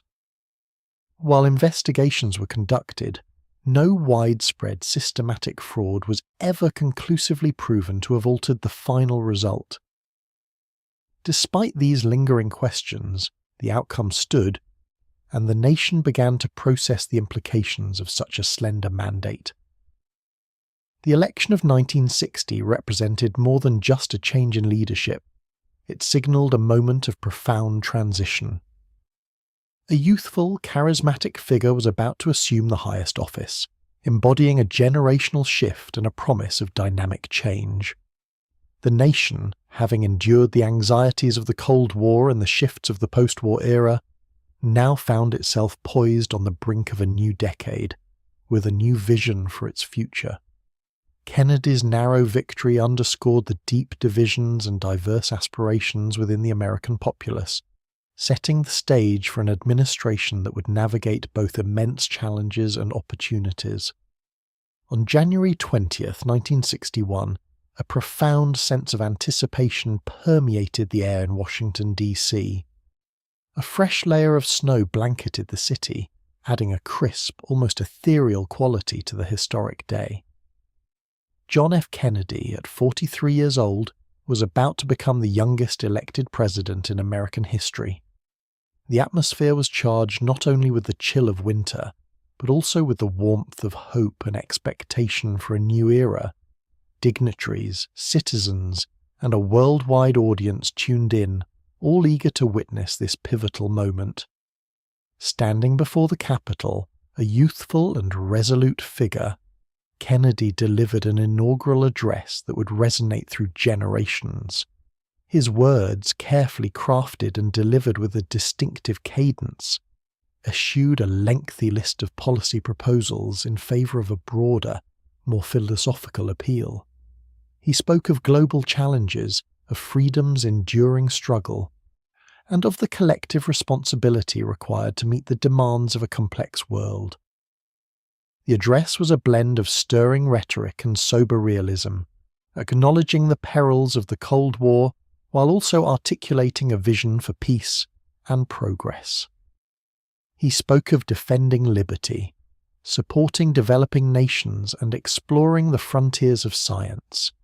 Yet, it was a particular phrase, delivered with quiet intensity, that etched itself into the national consciousness and became the defining sentiment of his presidency. "Ask not what your country can do for you," he implored. "Ask what you can do for your country." This iconic line was a direct call to civic engagement, a summons for individual citizens to contribute actively to the national purpose. It was an invitation to sacrifice, to service, and to shared endeavour.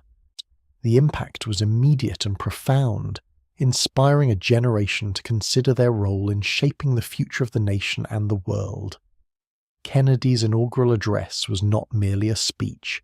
It was a moment of national inspiration, a powerful articulation of a new direction and a shared commitment, setting a tone of idealism and vigour for the years that lay ahead. With the inspirational tone of his inaugural address still echoing, President Kennedy turned his attention to the practical implementation of his new frontier domestic agenda. This vision was characterized by an ambitious spirit, aiming to tackle entrenched societal problems and propel the nation forward in various critical areas. It represented a youthful optimism, a belief that through concerted effort and intelligent policy, America could overcome its challenges and achieve new heights. One of the cornerstones of the new frontier was a focus on education. Kennedy recognized that a well-educated populace was fundamental to national strength and economic prosperity. He proposed significant federal aid to improve schools, increase teacher salaries, and expand access to higher education, though these initiatives often faced considerable resistance in Congress. Another pressing concern was poverty, particularly in Appalachia and other economically depressed regions. Kennedy advocated for programs designed to alleviate hardship and foster economic development in these areas. While some of these efforts laid groundwork for later anti-poverty initiatives, the full scope of his ambitions in this realm would not be fully realized during his brief presidency. Perhaps the most dramatic and ambitious aspect of the new frontier was the commitment to space exploration. In May 1961, just months after his inauguration, Kennedy famously declared the national goal of landing a man on the moon and returning him safely to Earth before the end of the decade. This bold declaration galvanized the nation, igniting a scientific and technological race that would define an era and demonstrate American ingenuity on a global scale. Civil rights also formed a crucial, though increasingly complex, part of his domestic focus.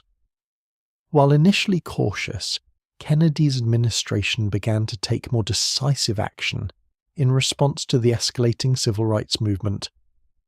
He appointed African Americans to prominent positions and used federal power to enforce desegregation, particularly in the South. However, legislative progress on civil rights would prove to be a persistent and often frustrating battle, requiring careful navigation through deeply entrenched political and social divides. The idealism of the new frontier, though potent, was consistently tempered by the practical realities of legislative negotiations and the slow pace of social change. Upon assuming the presidency, John F. Kennedy meticulously assembled a cabinet that reflected his own intellectual curiosity and a desire for fresh perspectives. This collection of advisors, often characterized as a team of rivals, brought together a remarkable blend of youth, intellect, and diverse professional backgrounds, all united by a shared sense of purpose. Among the most significant appointments was his younger brother Robert F. Kennedy, named Attorney General. This decision, although controversial to some due to its appearance of nepotism, proved to be profoundly impactful. Robert Kennedy, known for his relentless drive and deep loyalty, became a close confidant and a powerful force within the administration, particularly in matters of civil rights and organized crime. His presence ensured a direct and trusted channel of communication and counsel for the president. For the crucial role of Secretary of Defense, Kennedy selected Robert McNamara, a former president of the Ford Motor Company. McNamara brought to the Pentagon a sharp analytical mind and a commitment to data-driven decision-making. His approach to defense policy emphasized efficiency, strategic planning, and a modernization of military capabilities, aiming to streamline operations and adapt to the complexities of the Cold War. Leading the State Department as Secretary of State was Dean Rusk, a seasoned diplomat and former Assistant Secretary of State for Far Eastern Affairs. Rusk offered a steady hand and extensive experience in international relations, providing a counterbalance to the more youthful members of the administration. His calm demeanour and deep understanding of global intricacies were invaluable in navigating the challenging diplomatic landscape of the early 1960s. Together, these individuals, alongside other talented appointees, formed a vibrant and often intensely competitive inner circle. Kennedy fostered an environment where vigorous debate was encouraged, believing that the clash of ideas would ultimately lead to the soundest policies. This intellectual dynamism, however, also presented challenges. As strong personalities and differing viewpoints sometimes led to internal tensions that required the president's careful management. The administration, in its early days, was a crucible of intellect and ambition, striving to address the complex issues confronting a nation at a pivotal moment in history. The early days of the Kennedy administration were immediately confronted with a series of complex foreign policy challenges, particularly in the volatile region of Southeast Asia. The shadow of the Cold War extended deeply into this part of the world, shaping perceptions and driving strategic decisions. One of the most pressing concerns was the situation in Laos. This small, landlocked nation was embroiled in a civil war, with a pro-Western government battling Communist Pathet Lao forces supported by North Vietnam and the Soviet Union. The Kennedy administration inherited a policy that had considered military intervention, but the president, wary of direct military engagement in a landlocked jungle environment, sought a diplomatic solution. He favoured a neutral Laos, believing that direct American military involvement would only escalate the conflict, and draw the United States deeper into an intractable struggle. Through careful negotiation, the Geneva Accords of 1962 were signed, establishing a neutral coalition government in Laos, though the peace remained fragile. Concurrent with the Laotian crisis, the situation in neighbouring South Vietnam began to demand increasing attention. The United States had already committed advisors and aid to support the government of Ngo Dinh Diem against the Communist Viet Cong insurgency. Kennedy were adhering to the prevailing domino theory, the belief that if one nation fell to communism, its neighbours would soon follow, felt compelled to prevent a communist takeover in South Vietnam. Initially, Kennedy's approach to Vietnam was characterized by an increase in military advisors, not combat troops. He expanded the training programs for the South Vietnamese Army and provided more military equipment, aiming to bolster their capacity to fight the insurgency independently. The number of American military personnel in Vietnam grew significantly during his presidency, from a few hundred at the start of 1961 to over 16,000 by late 1963. This incremental escalation, driven by a desire to demonstrate American resolve and prevent communist expansion, represented a deepening commitment to the conflict. Each step, taken with the intention of stabilizing the region, inadvertently laid further groundwork for the extensive American involvement that would follow, slowly but surely drawing the nation into a protracted and costly engagement. Within the nascent months of John F. Kennedy's presidency, a significant international crisis unfolded, dramatically altering his perception of foreign policy and the advice he received. This event, known as the Bay of Pigs invasion, served as an immediate and profound test of his leadership. The plan for an invasion of Cuba had been conceived and developed during the Eisenhower administration, designed to overthrow Fidel Castro's communist regime. It involved training and equipping Cuban exiles, who would then launch an amphibious landing, expecting to spark a popular uprising against Castro. Upon inheriting the presidency, Kennedy was presented with this clandestine operation, and after some deliberation he authorized it, albeit with significant modifications aimed at reducing overt American involvement. He scaled back air support and insisted on a covert approach, hoping to mask the American hand in the operation. On April 17, 1961, approximately 1,400 Cuban exiles landed at the Bay of Pigs on the southern coast of Cuba. The invasion quickly unraveled. The anticipated popular uprising didn't materialize. The limited air cover proved insufficient, allowing Castro's forces to repel the landing with relative ease. Within 3 days, the invasion force was either captured or killed, marking a complete and undeniable failure. The aftermath was a period of intense scrutiny and severe embarrassment for the young administration. The United States' role in the failed invasion became immediately apparent to the world, damaging its international standing and bolstering Castro's position. Internally, Kennedy accepted full responsibility for the debacle in a televised address, a move that, while initially seen as a sign of weakness by some, ultimately contributed to a perception of honest leadership. The Bay of Pigs proved to be a harsh but crucial lesson for President Kennedy. It instilled in him a deep distrust of the advice he received from certain elements within the intelligence community and the military establishment. This experience led him to centralize decision-making more closely within the White House and to rely more heavily on a small, trusted group of advisors.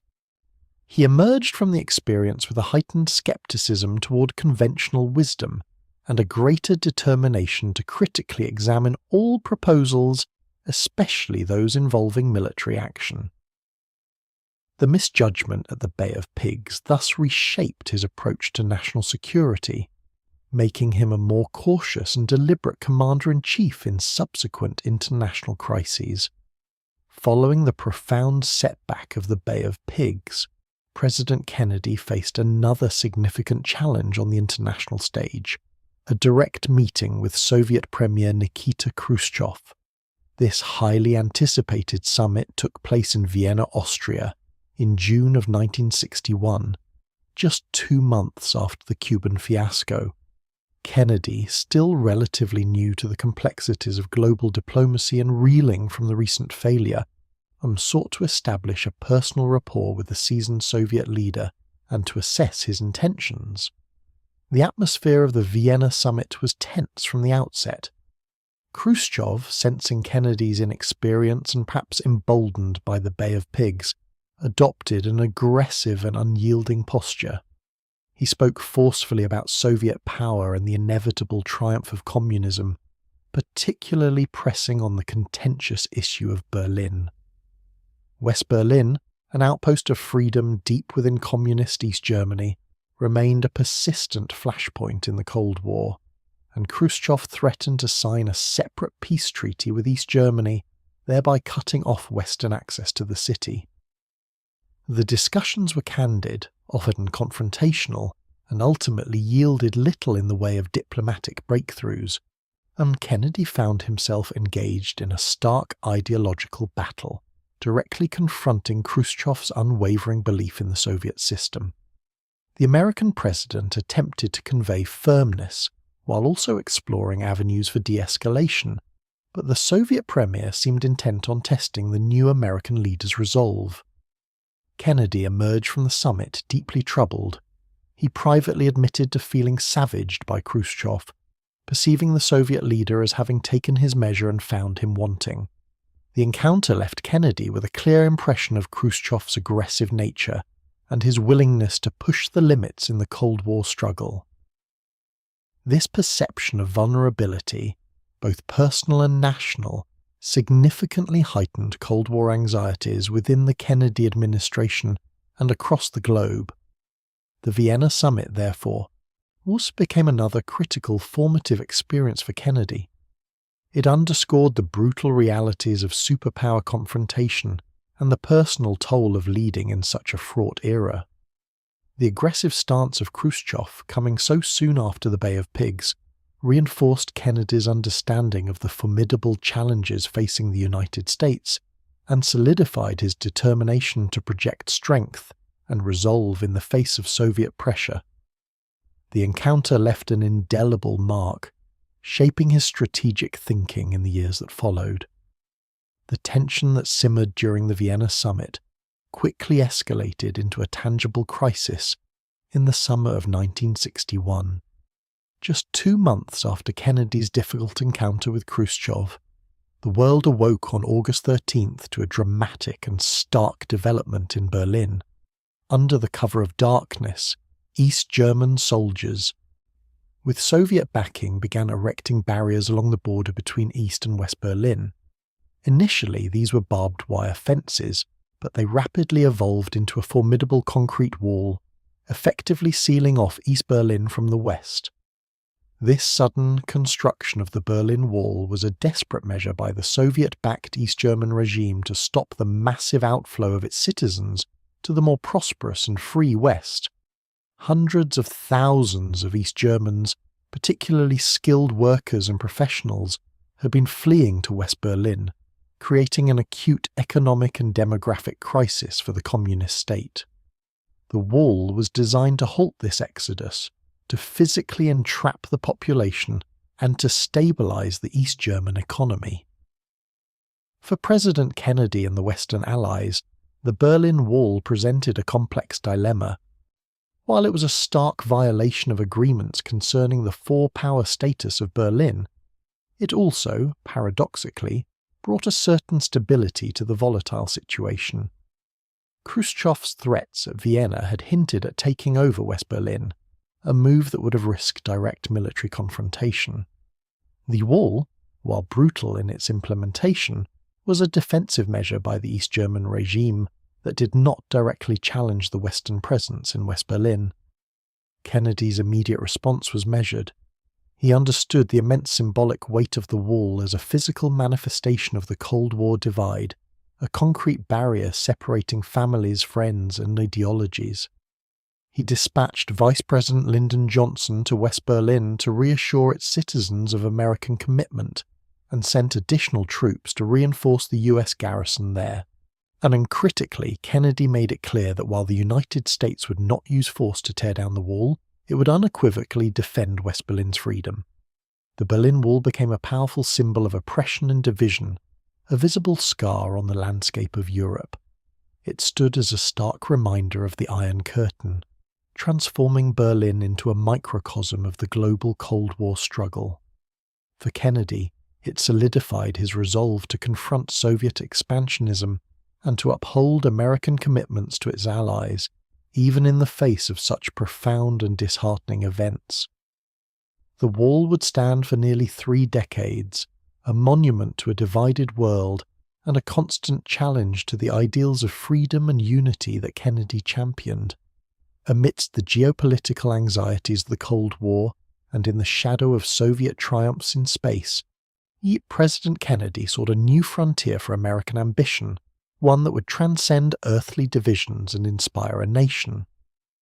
The Soviet Union had launched Sputnik in 1957, shocking the world with the first artificial satellite, and then in April 1961 Yuri Gagarin became the first human to orbit Earth. These achievements underscored a perceived technological gap and served as powerful propaganda for the communist system. It was against this backdrop, just weeks after Gagarin's flight and the Bay of Pigs debacle, that Kennedy delivered a momentous address to a joint session of Congress on May 25, 1961. With a quiet yet firm resolve, he articulated a bold and seemingly impossible goal: to land a man on the moon and return him safely to Earth before the decade was out. This was not merely a scientific endeavour. It was a strategic declaration in the ideological struggle against the Soviet Union. The challenge was immense. At that point, American spaceflight capabilities lagged significantly behind the Soviets. NASA was still in its infancy, and the technology required for such a feat did not yet exist. Yet, Kennedy framed it as a national imperative, a project that would galvanize American ingenuity, foster scientific advancement, and demonstrate the superiority of a free society. He spoke of choosing this goal not because it was easy, but because it was hard, because it would serve to organize and measure the best of American energies and skills. This audacious commitment to the moon landing became a cornerstone of his new frontier vision. It redirected national resources, spurred innovation across countless industries, and united a diverse array of scientists, engineers, and workers under a singular, monumental purpose. The space race, as it became known, was more than a competition for technological supremacy. It was a contest of wills, a battle for hearts and minds on a global scale. Kennedy's vision transformed the nascent field of space exploration into a grand national project, one that promised not only scientific discovery, but also a powerful reaffirmation of American leadership and capability in a world increasingly shaped by Cold War rivalries. The journey to the moon, initiated by this singular presidential challenge, would demand unprecedented collaboration, sacrifice, and innovation, pushing the boundaries of human endeavour far beyond the Earth's atmosphere. As the nation looked to the stars, profound struggles for equality continued to unfold on Earth, challenging the very ideals America professed to uphold. The civil rights movement, a powerful tide of moral conviction and grassroots activism, pressed with increasing urgency against the entrenched system of racial segregation and discrimination. President Kennedy, while personally sympathetic to the cause, initially approached civil rights with a degree of caution, wary of alienating powerful Southern Democrats whose support he needed for his legislative agenda. However, the relentless courage of activists on the ground soon made neutrality impossible. In 1961, the Freedom Riders, an interracial group, embarked on bus journeys through the Deep South to challenge segregation in interstate travel facilities. They met with brutal violence in Alabama. See their buses firebombed and their bodies assaulted by angry mobs. Images of this brutality, broadcast across the nation and around the world, forced the administration to act. Attorney General Robert Kennedy, the president's brother, dispatched federal marshals to protect the riders, signaling a growing federal engagement in the crisis. The following year, in 1962, the integration of the University of Mississippi became another flashpoint.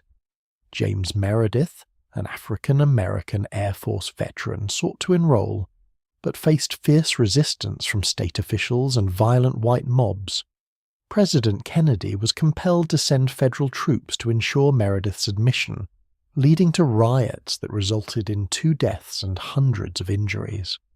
These events underscored the deep-seated resistance to racial equality and the federal government's increasing, albeit sometimes reluctant, role in enforcing constitutional rights. By 1963, the movement reached a critical juncture in Birmingham, Alabama, a city known for its rigid segregation and violent opposition to civil rights. Martin Luther King Jr. led a campaign of non-violent protests, which were met with brutal tactics by local authorities, including the use of police dogs and high-pressure fire hoses against peaceful demonstrators, many of them children. The shocking images from Birmingham once again galvanized national and international opinion. These escalating confrontations, marked by the unwavering determination of civil rights activists and the often violent resistance they encountered, began to shift President Kennedy's perspective.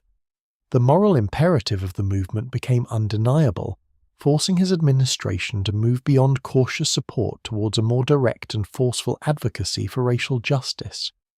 The events in Birmingham, in particular, proved to be a turning point, laying the groundwork for a more profound commitment from the White House to address the nation's most enduring moral failing. Amidst the ongoing challenges of civil rights and the ambitious pursuit of space, a far more ominous threat quietly materialized, pushing the world to the precipice of an unimaginable catastrophe. In October 1962, US reconnaissance flights over Cuba revealed irrefutable evidence. The Soviet Union was secretly installing offensive nuclear missile sites on the island, merely 90 miles from American shores. This discovery instantly transformed the Cold War from a distant ideological struggle into an immediate existential peril. For 13 harrowing days, the world held its breath. President Kennedy convened a secret advisory group, the Executive Committee of the National Security Council, or EXCOM, to deliberate the nation's response. The options presented were stark and terrifying. A direct military strike on the missile sites, which risked a full-scale Soviet retaliation and potentially nuclear war, or a naval blockade of Cuba to prevent further missile shipments, a less aggressive but still perilous course of action. Throughout these intense deliberations, President Kennedy maintained a remarkably calm and measured demeanor. He resisted the counsel of some who advocated for immediate military action, understanding the profound implications of such a choice. Instead, he favored a strategy of graduated pressure, publicly announcing the discovery of the missiles and imposing a naval quarantine around Cuba. This move was a deliberate attempt to give Khrushchev a path to de-escalation, while simultaneously demonstrating American resolve. The days that followed were filled with agonizing tension. Soviet ships approached the quarantine line, and the possibility of a direct naval confrontation loomed large. Secret communications flowed between Washington and Moscow, each leader probing the other's intentions, each aware of the immense stakes. The world teetered on the brink of nuclear war, a conflict that would have devastated humanity. Ultimately, a fragile agreement was reached. The Soviets agreed to remove their offensive missiles from Cuba under US inspection, in exchange for a public pledge from the United States not to invade Cuba. A secret additional agreement involved the quiet removal of US Jupiter missiles from Turkey. The Cuban Missile Crisis, the most perilous moment of the Cold War, concluded with a fragile peace, a testament to the cautious leadership that navigated humanity away from the abyss. The resolution of the Cuban Missile Crisis stands as a profound testament to the delicate balance between firm resolve and discreet diplomacy. Following the initial discovery of the missile sites and the immediate imposition of the naval quarantine around Cuba, a period of intense global anxiety ensued. The world watched, breath held, as the two nuclear superpowers engaged in a high-stakes standoff, each maneuver scrutinized for its potential to either ignite or extinguish the escalating crisis. President Kennedy's approach was multifaceted, combining overt displays of strength with covert channels of communication.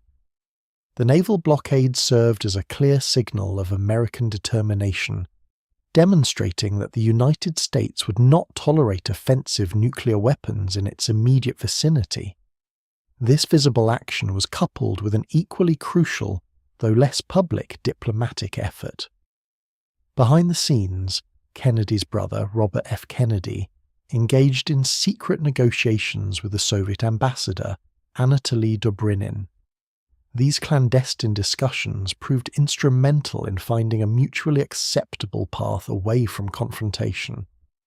The negotiations were fraught with peril and punctuated by moments of extreme tension. A U-2 spy plane was shot down over Cuba, further ratcheting up the pressure. Yet through it all, the Kennedy administration maintained a disciplined and deliberate posture, resisting calls for more aggressive action that could have spiraled out of control. The critical breakthrough came with an understanding that the Soviet Union would remove its missiles from Cuba under UN verification, in exchange for a public US pledge not to invade the island. A crucial, though initially secret, component of the agreement also involved the removal of obsolete US Jupiter missiles from Turkey, which bordered the Soviet Union. This complex resolution averted what many historians believe was humanity's closest brush with nuclear war. It demonstrated the vital importance of clear communication, strategic patience, and the willingness of leaders to seek diplomatic solutions even under the most extreme pressure. The Cuban Missile Crisis concluded not with triumph for one side, but with the shared relief of a catastrophe avoided, leaving an indelible mark on Kennedy's presidency and the course of the Cold War.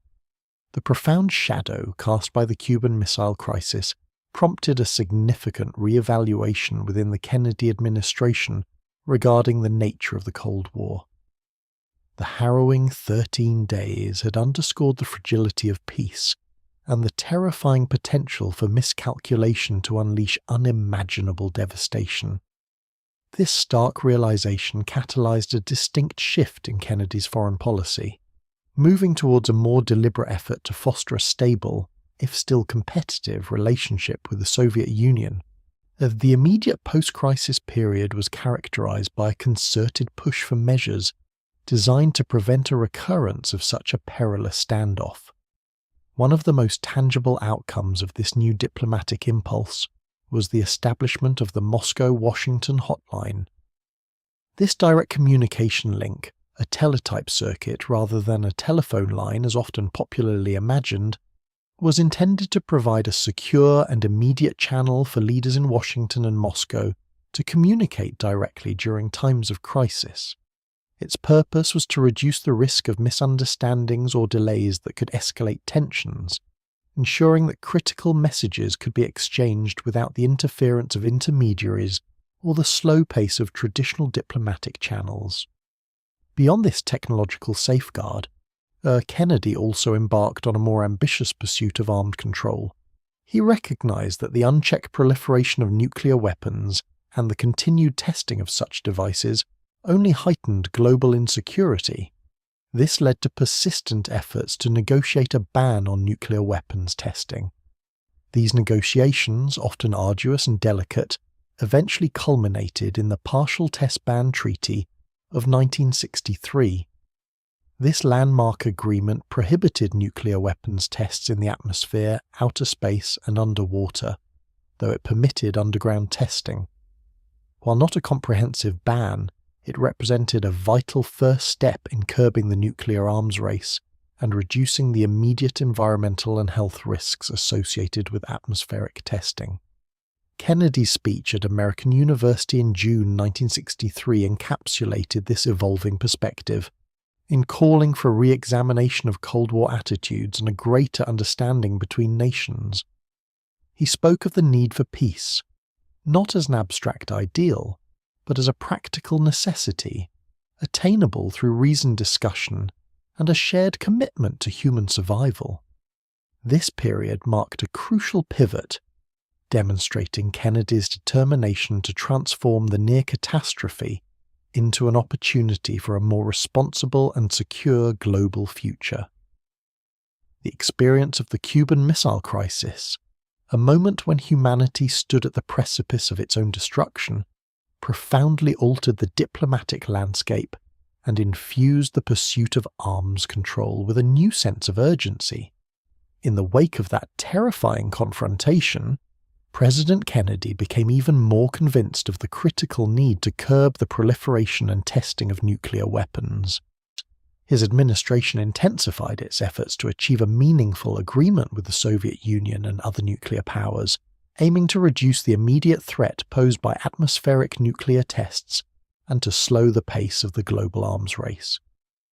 For years prior, discussions on a comprehensive test ban had largely stalled, entangled in complex debates over verification protocols, particularly the thorny issue of on-site inspections for underground tests. However, the changed atmosphere following the missile crisis provided a fresh impetus. The United States, the Soviet Union, and Great Britain engaged in a renewed series of negotiations, characterized by a pragmatic desire to achieve what was possible, even if a full, comprehensive ban remained out of reach for the moment. These negotiations ultimately bore fruit in the summer of 1963. Geld. On August 5, 1963, in Moscow, representatives from the United States, the Soviet Union, and the United Kingdom signed the treaty banning nuclear weapon tests in the atmosphere, in outer space and underwater, more commonly known as the Limited Nuclear Test Ban Treaty. This agreement represented a monumental achievement in the history of arms control.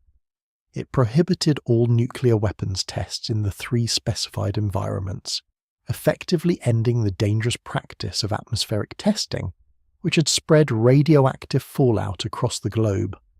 Underground nuclear tests, however, were still permitted, as the verification challenges for these remained unresolved at the time.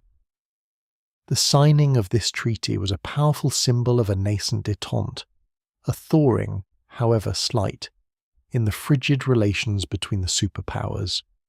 It demonstrated a shared recognition of the catastrophic risks inherent in unchecked nuclear competition and a collective willingness to take concrete steps, however limited, to mitigate those dangers.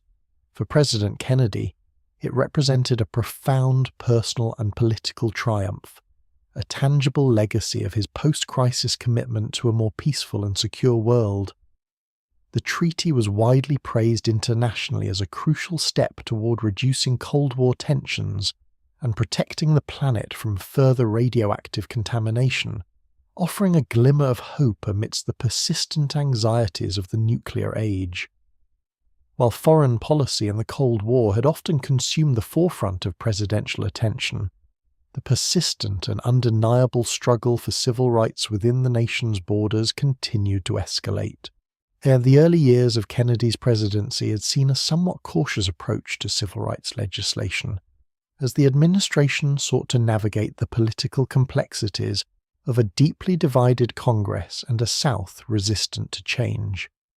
However, the sheer force of the movement, particularly the violent resistance encountered by protesters in places like Birmingham, Alabama, began to shift the administration's stance. In the spring of 1963, images of police dogs and fire hoses turned on peaceful demonstrators in Birmingham shocked the nation and the world, exposing the brutal realities of segregation. This escalating crisis, along with the steadfast determination of civil rights leaders, notably Dr. Martin Luther King Jr., brought the issue to an unavoidable head. A pivotal moment arrived in June 1963, when Governor George Wallace of Alabama stood in the doorway of the University of Alabama, attempting to block the enrollment of two African-American students, Vivian Malone and James Hood. This dramatic act of defiance directly challenged federal authority. In response, President Kennedy federalized the Alabama National Guard, ensuring the students' enrollment. That same evening, on June 11, 1963, he delivered a powerful televised address to the nation, a speech that marked a significant turning point in his presidency regarding civil rights. In this address, Kennedy framed civil rights not merely as a legal or political issue, but fundamentally as a moral one, and he declared that race has no place in American life or law, and asked Americans to consider whether they would be content if their own rights were denied based on the color of their skin. Following this impactful speech, Kennedy sent a comprehensive civil rights bill to Congress. This legislation aimed to end segregation in public accommodations, guarantee voting rights, and prohibit discrimination in employment. It was an ambitious proposal, facing considerable opposition, particularly from Southern Democrats. The legislative battle ahead would be arduous, but the president had now unequivocally committed his administration to the cause of civil rights, laying the groundwork for what would eventually become the landmark Civil Rights Act of 1964. As the summer of 1963 progressed, the momentum for civil rights continued to build, fueled by the administration's new legislative push and the unwavering commitment of activists across the nation. A monumental demonstration of this collective will was the March on Washington for Jobs and Freedom, scheduled for August 28, 1963.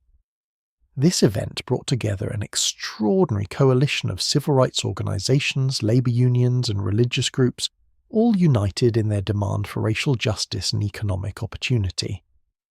Initially, the Kennedy administration viewed the proposed march with some apprehension, concerned about the potential for unrest and its impact on the delicate legislative process for the Civil Rights Bill.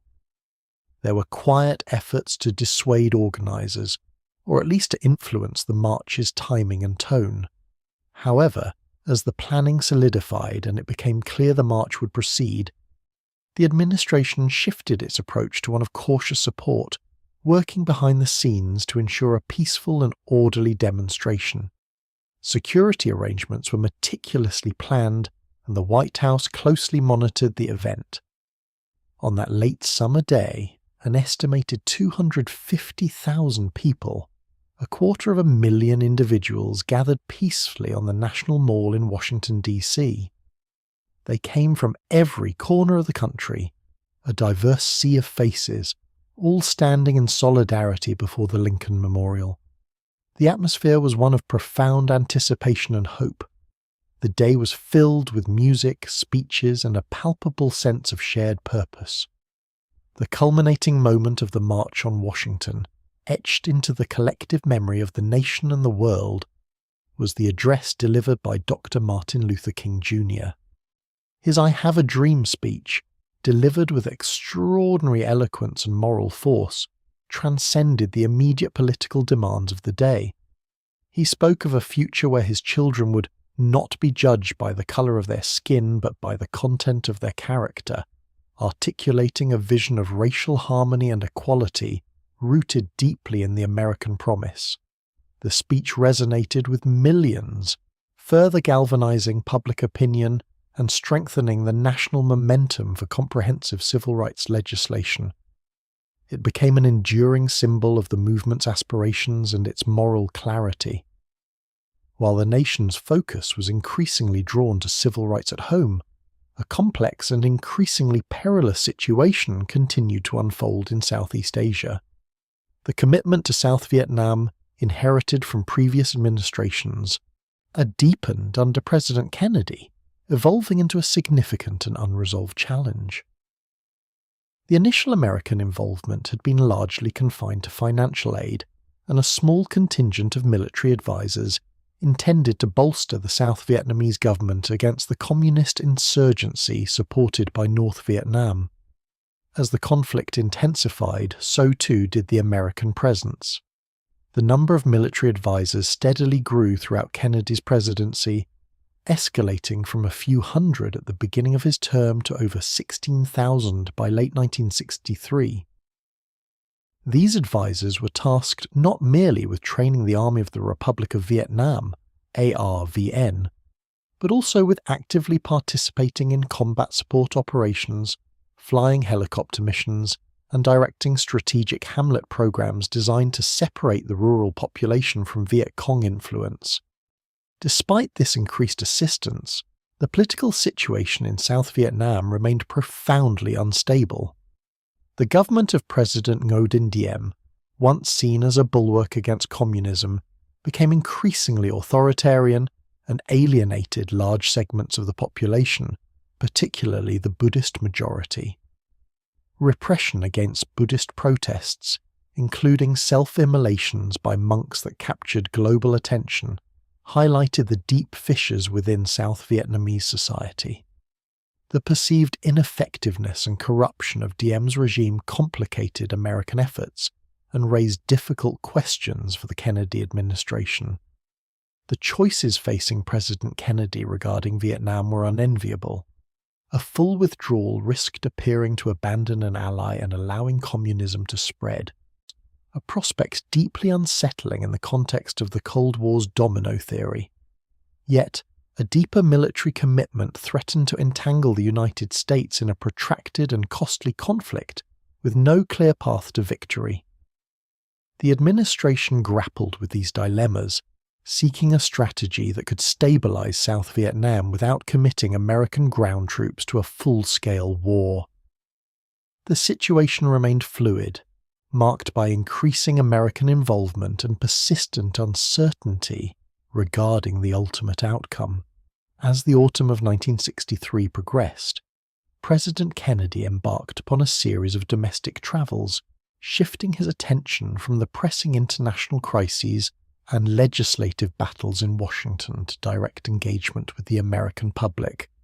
These journeys served multiple purposes: to build broader support for his ambitious legislative agenda, particularly the Civil Rights Bill, and to lay the groundwork for his anticipated re-election campaign in the following year. The president's appearances across the country were characterized by a vibrant energy and an optimistic outlook. He spoke of the new frontier not as a distant ideal, but as a tangible vision for America's future, emphasizing progress in space exploration, economic growth, and the pursuit of equality. His speeches were carefully crafted to articulate the administration's achievements, such as the Limited Nuclear Test Ban Treaty, and to rally public opinion behind the reforms he sought. Crowds often gathered eagerly to catch a glimpse of the young president and his charismatic wife. The visual spectacle of the first couple, radiating youth and vitality, resonated deeply with many Americans. These public appearances were meticulously planned to project an image of a confident leader, deeply connected to the hopes and aspirations of ordinary citizens. He travelled to states where his support might be strengthened, and to areas where his policies, particularly on civil rights, faced resistance. Through these journeys, Kennedy sought to bridge divides and to foster a sense of national unity. He engaged with diverse groups, from farmers in the Midwest to industrialists in the Northeast, tailoring his message to local concerns while always reinforcing the broader themes of national purpose and advancement. The act of travelling itself, of moving beyond the confines of the White House, allowed him to connect more directly with the varied tapestry of American life, gathering insights and projecting a sense of active, engaged leadership as the nation looked towards its political future. In November of 1963, President Kennedy embarked upon a critical journey to Texas, a state pivotal for his re-election prospects. The visit was strategically conceived to address a complex political landscape within the Democratic Party itself, where liberal and conservative factions were deeply divided. Unifying these disparate groups was a primary objective, particularly in a large and electorally significant state like Texas. He aimed to mend fences, rally support, and present a united front for the upcoming presidential campaign. The itinerary for the Texas trip was ambitious, involving multiple stops designed to maximize exposure and engagement. On November 21st, the presidential party arrived in San Antonio, then traveled to Houston and Fort Worth, where Kennedy delivered speeches emphasizing themes of national strength, space exploration, and the importance of unity. These events were met with enthusiastic crowds, reflecting the public's enduring fascination with the young president. The morning of November 22nd brought the motorcade to Dallas, a city known for its more conservative political leanings and, at times, a vocal opposition to some of Kennedy's policies. Despite some concerns about the city's political climate, the decision to proceed with a major public appearance in Dallas was made. The president, accompanied by his wife Jacqueline and Governor John Connally of Texas, prepared for a motorcade through the city streets, which would culminate in a luncheon speech at the Dallas Trade Mart. The anticipation surrounding the Dallas visit was palpable. News reports had highlighted the political tensions, yet the expectation was that the president's personal presence, his charm and eloquence, would help to bridge divides and generate goodwill. The route of the motorcade was published in advance, allowing thousands of citizens to line the streets, eager to witness the presidential procession. It was intended to be another chapter in his ongoing effort to connect with the American people, to build consensus, and to project a vision of national progress. On Friday, November the 22nd, 1963, the presidential motorcade proceeded through the streets of Dallas. President Kennedy, accompanied by his wife Jacqueline, and Governor John Connally of Texas and his wife Nellie, rode in an open-top limousine. The day was bright and clear, and large crowds had gathered along the route, waving and cheering as the motorcade passed. The atmosphere was one of public celebration and anticipation. As the motorcade turned onto Elm Street, making its way toward the triple underpass, the vehicle slowed. At approximately 12:30 p.m. Central Standard Time, a series of shots rang out. The precise number and origin of these shots would later become subjects of extensive inquiry, but in that moment, the sudden, sharp sounds shattered the calm of the afternoon. Governor Connally was struck almost immediately, and then President Kennedy was hit. The First Lady reacted instantly, attempting to aid her husband. The Secret Service agent driving the limousine, William Greer, accelerated sharply, while Agent Clint Hill quickly moved to the back of the presidential car. The motorcade sped away from Dealey Plaza, heading directly to Parkland Memorial Hospital, which was only a few minutes distant. Upon arrival, President Kennedy was rushed into an emergency room. Medical personnel worked diligently to save him, but the nature of his injuries was profound. Efforts to revive him proved unsuccessful. At 1 p.m., President John F. Kennedy was pronounced deceased. The announcement was made to the world by acting White House Press Secretary Malcolm Kilduff. The news spread with remarkable speed, bringing a sudden, widespread shock and profound sorrow across the nation and beyond. The vibrant public scene of moments before had transformed into one of disbelief and somber realization. The events of that Dallas afternoon would forever alter the course of American history. The announcement of President Kennedy's death plunged the United States into a state of profound shock and collective grief. News networks interrupted regular programming, and television screens across the country displayed somber reports, often accompanied by silent images of the fallen president. Public spaces fell quiet, and a sense of disbelief settled over communities. People gathered in homes, workplaces, and public squares, seeking solace and understanding in shared sorrow. The vibrant energy of the nation seemed to pause, replaced by a deep, pervasive sadness.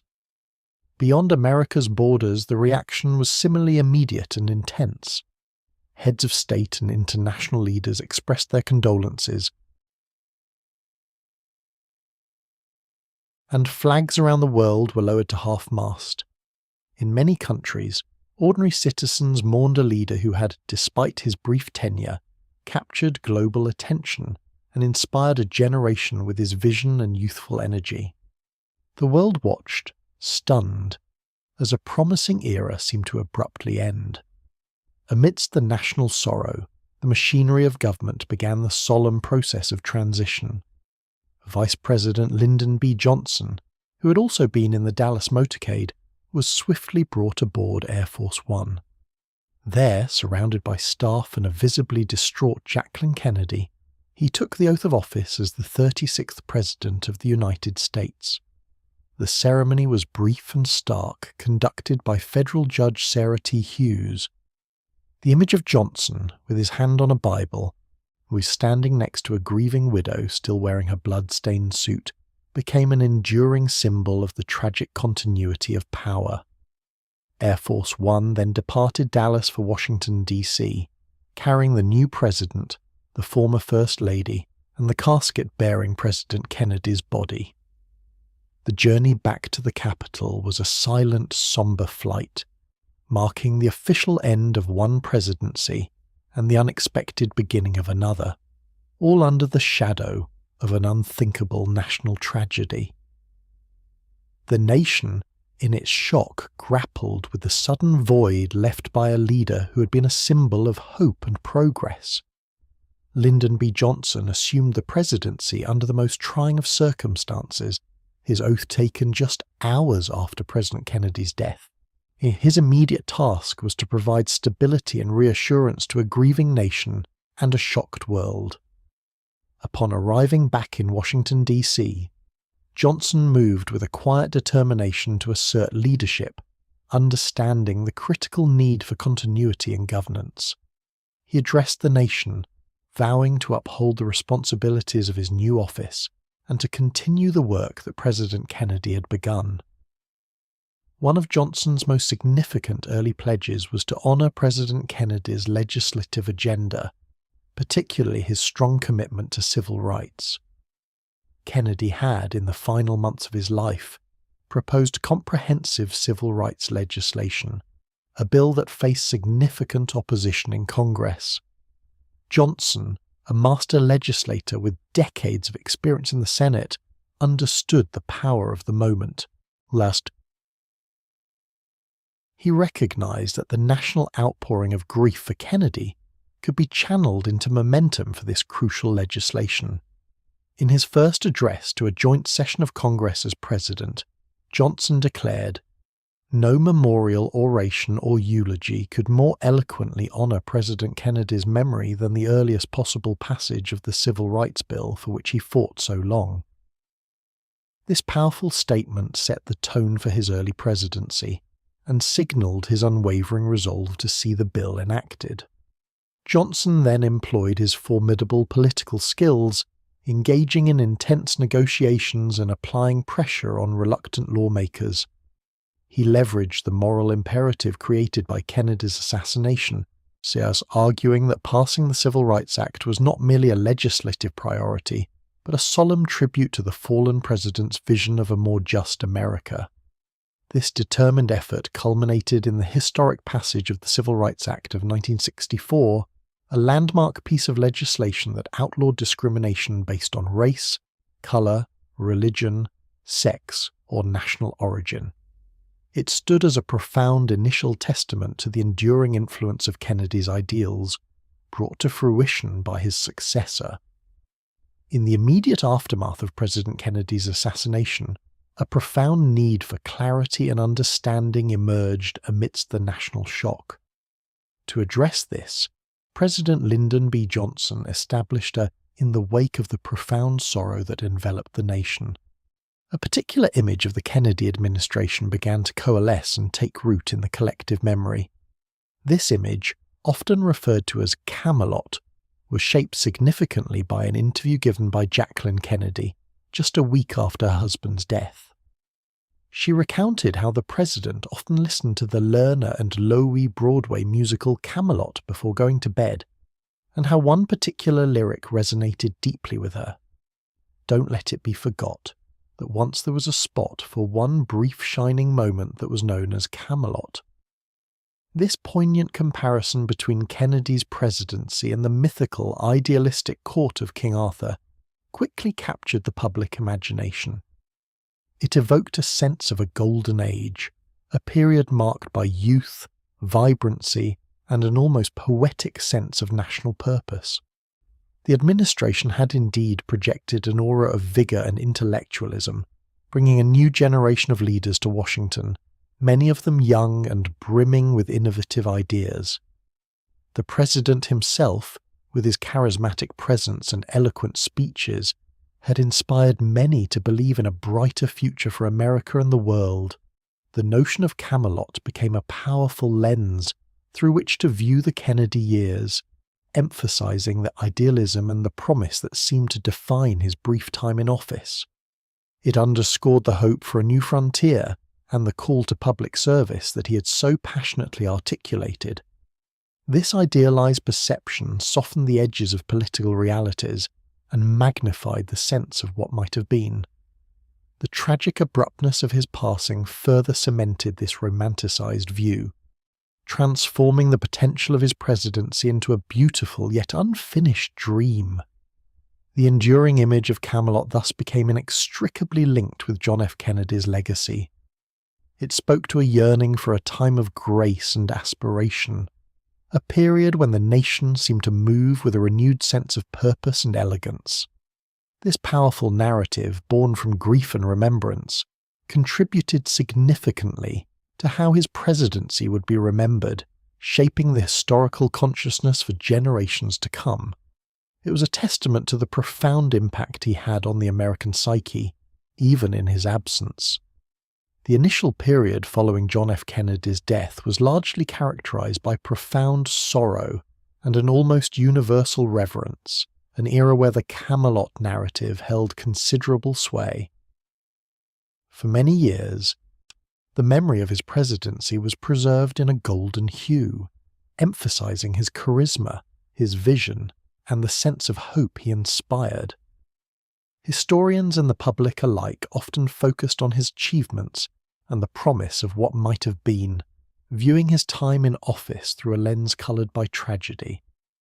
However, as time progressed and new historical sources emerged, the understanding of Kennedy's presidency began to undergo a more nuanced and critical re-evaluation. The initial, almost hagiographic accounts gradually gave way to more complex analyses. Scholars began to delve deeper into the challenges and limitations of his administration, examining policies with a more detached perspective. Questions arose regarding the true extent of his legislative successes, the effectiveness of his foreign policy decisions, and the complexities of his approach to the burgeoning civil rights movement.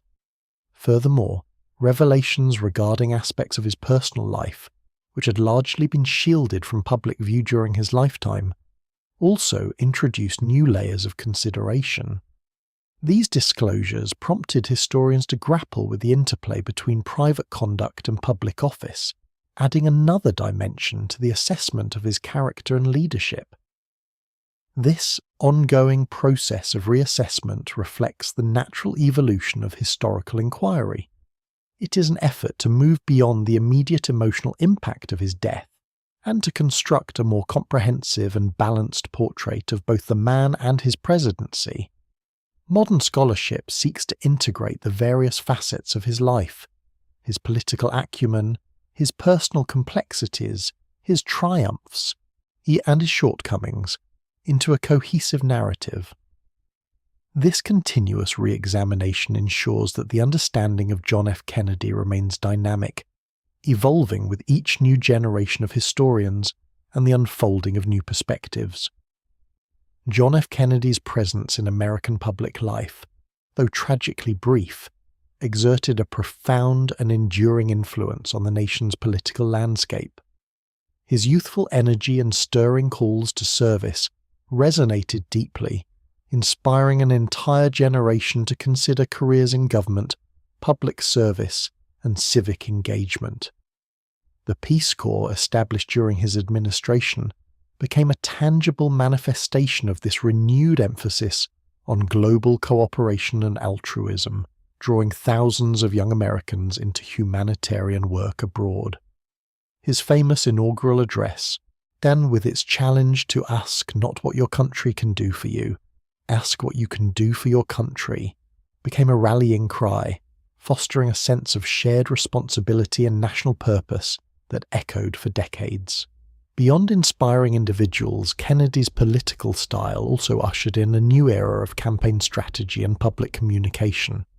His mastery of television, evident during the 1960 debates, transformed the medium into an indispensable tool for political persuasion. He understood the power of image, charisma, and direct appeal to the electorate through mass media. This marked a significant shift from earlier, often more localized or party-centric campaign approaches. Political campaigns subsequently became more professionalized, employing sophisticated polling, advertising, and public relations techniques designed to cultivate a candidate's image and message with precision. The emphasis on youth and dynamism, so central to Kennedy's public persona, also left an indelible mark. His administration brought a sense of vitality and intellectual vigor to Washington, attracting bright, ambitious individuals who sought to implement progressive policies. This focus on youthful leadership and innovative thinking became a recurring theme in American politics, influencing how future candidates presented themselves and how the public perceived presidential qualities. The legacy of his approach to politics continues to be felt, shaping expectations for presidential leadership and the methods by which political power is sought and maintained in the modern age. John F. Kennedy's presidency, though brief, left an indelible mark on the landscape of global diplomacy and the pursuit of peace, particularly in the shadow of the Cold War. His administration navigated some of the most perilous moments in modern history, ultimately shifting the trajectory of international relations from unyielding confrontation toward a more cautious yet hopeful path of dialogue and de-escalation. The pivotal moment arrived with the Cuban Missile Crisis in October 1962. This intense 13-day standoff brought the world to the precipice of nuclear conflict, forcing Kennedy and his Soviet counterpart Nikita Khrushchev into a direct and dangerous test of wills. The resolution of this crisis, achieved through a combination of firm resolve and back-channel negotiations, has demonstrated the urgent necessity of direct communication and mutual understanding between the superpowers. It highlighted the catastrophic potential of miscalculation and the imperative to find peaceful resolutions to ideological differences. In the immediate aftermath of the crisis, a profound shift occurred. Both Washington and Moscow recognized the existential threat posed by unchecked nuclear escalation. This realization paved the way for concrete steps toward arms control and improved communication. The establishment of the hotline, a direct teletype link between the Kremlin and the White House, was a direct consequence, designed to prevent future misunderstandings from spiraling out of control. Furthermore, the Limited Nuclear Test Ban Treaty, signed in August 1963, prohibited nuclear weapons tests in the atmosphere, outer space, and underwater. This landmark agreement, a direct result of the lessons learned from the Cuban Missile Crisis, represented a crucial first step in limiting the proliferation of nuclear weapons and reducing the environmental impact of testing. Kennedy's leadership in securing this treaty underscored a growing commitment to international cooperation and a departure from the purely confrontational stance that had previously characterized Cold War diplomacy. His efforts laid foundational groundwork for future arms control initiatives and fostered a fragile yet vital hope for a more peaceful global order. The abrupt end of John F. Kennedy's presidency left a significant portion of his agenda unfinished, most notably concerning the escalating civil rights movement and the deepening American involvement in Vietnam. These two critical issues stood poised at turning points, and his sudden death irrevocably altered their immediate trajectories and long-term outcomes. Regarding civil rights, Kennedy had, by 1963, moved from a cautious, somewhat hesitant approach to a more determined stance. Witnessing the brutal resistance to desegregation and the moral urgency of the movement, particularly in places like Birmingham, Alabama, he had proposed comprehensive civil rights legislation. This bill aimed to end segregation in public accommodations, protect voting rights, and outlaw discrimination in employment. At the time of his death, this legislation faced formidable opposition in Congress. His assassination, however, created a powerful national mandate for action. Lyndon B. Johnson, his successor, skillfully leveraged the nation's grief and Kennedy's legacy to push the Civil Rights Act of 1964 through Congress, transforming Kennedy's proposal into law. While Kennedy had initiated the legislative effort, it was Johnson who, tragically yet effectively, brought it to fruition, fundamentally altering the social fabric of America. On the matter of Vietnam, Kennedy's approach was more ambiguous. He had steadily increased the number of American military advisors in South Vietnam, from a few hundred at the start of his term to over 16,000 by late 1963. There remains historical debate about his ultimate intentions regarding a full-scale withdrawal or deeper intervention. Some evidence suggests he was considering a phased withdrawal after the 1964 election, yet while other interpretations indicate a continued commitment to containing communism in Southeast Asia. His death removed the individual who had shaped this policy to that point, leaving the difficult decisions to Johnson. Without Kennedy's direct hand, the path forward became increasingly defined by the Cold War imperative of containment, leading to a dramatic escalation of American involvement under his successor.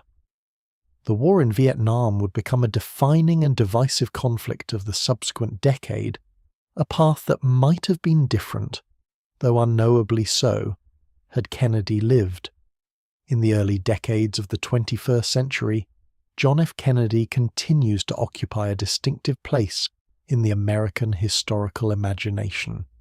His story, though rooted in the mid-20th century, retains a potent resonance, offering lessons and reflections that transcend the passage of time. He remains a figure frequently invoked, studied, and debated, his presence enduring in a way that few other presidents, particularly those with such brief tenures, managed to achieve. Part of this enduring appeal stems from his image as an aspirational leader.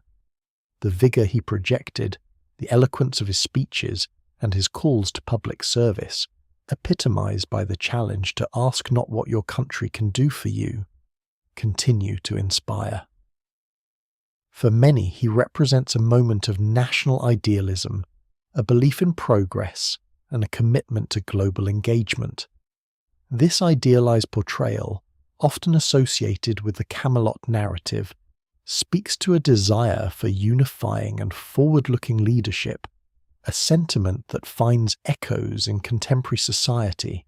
Yet, Kennedy's place in history is not solely defined by aspiration. The complexities of his presidency, the challenges he faced, and the choices he made ensure ongoing scholarly study and public debate. Historians continue to scrutinize his handling of the Cold War, particularly the Cuban Missile Crisis, assessing its true impact on superpower relations. His evolving stance on civil rights, the early steps into Vietnam, and the internal workings of his administration are subjects of continuous re-evaluation, yielding new perspectives as more documents become available and as societal values shift. Furthermore, the examination of his personal life, once largely shielded from public scrutiny, has added layers of complexity to his overall image. These revelations, while sometimes challenging the heroic narrative, will also contribute to the enduring fascination with Kennedy, presenting a figure who was both public icon and private individual, navigating the pressures of the presidency with both strengths and vulnerabilities. Thus, John F. Kennedy remains a timeless figure, not merely as a relic of the past, but as a dynamic subject for continued understanding and contemplation in the present age. Beyond the public pronouncements, the iconic photographs, and the historical narratives, there existed the man, John F. Kennedy, a figure of compelling humanity and undeniable imperfection.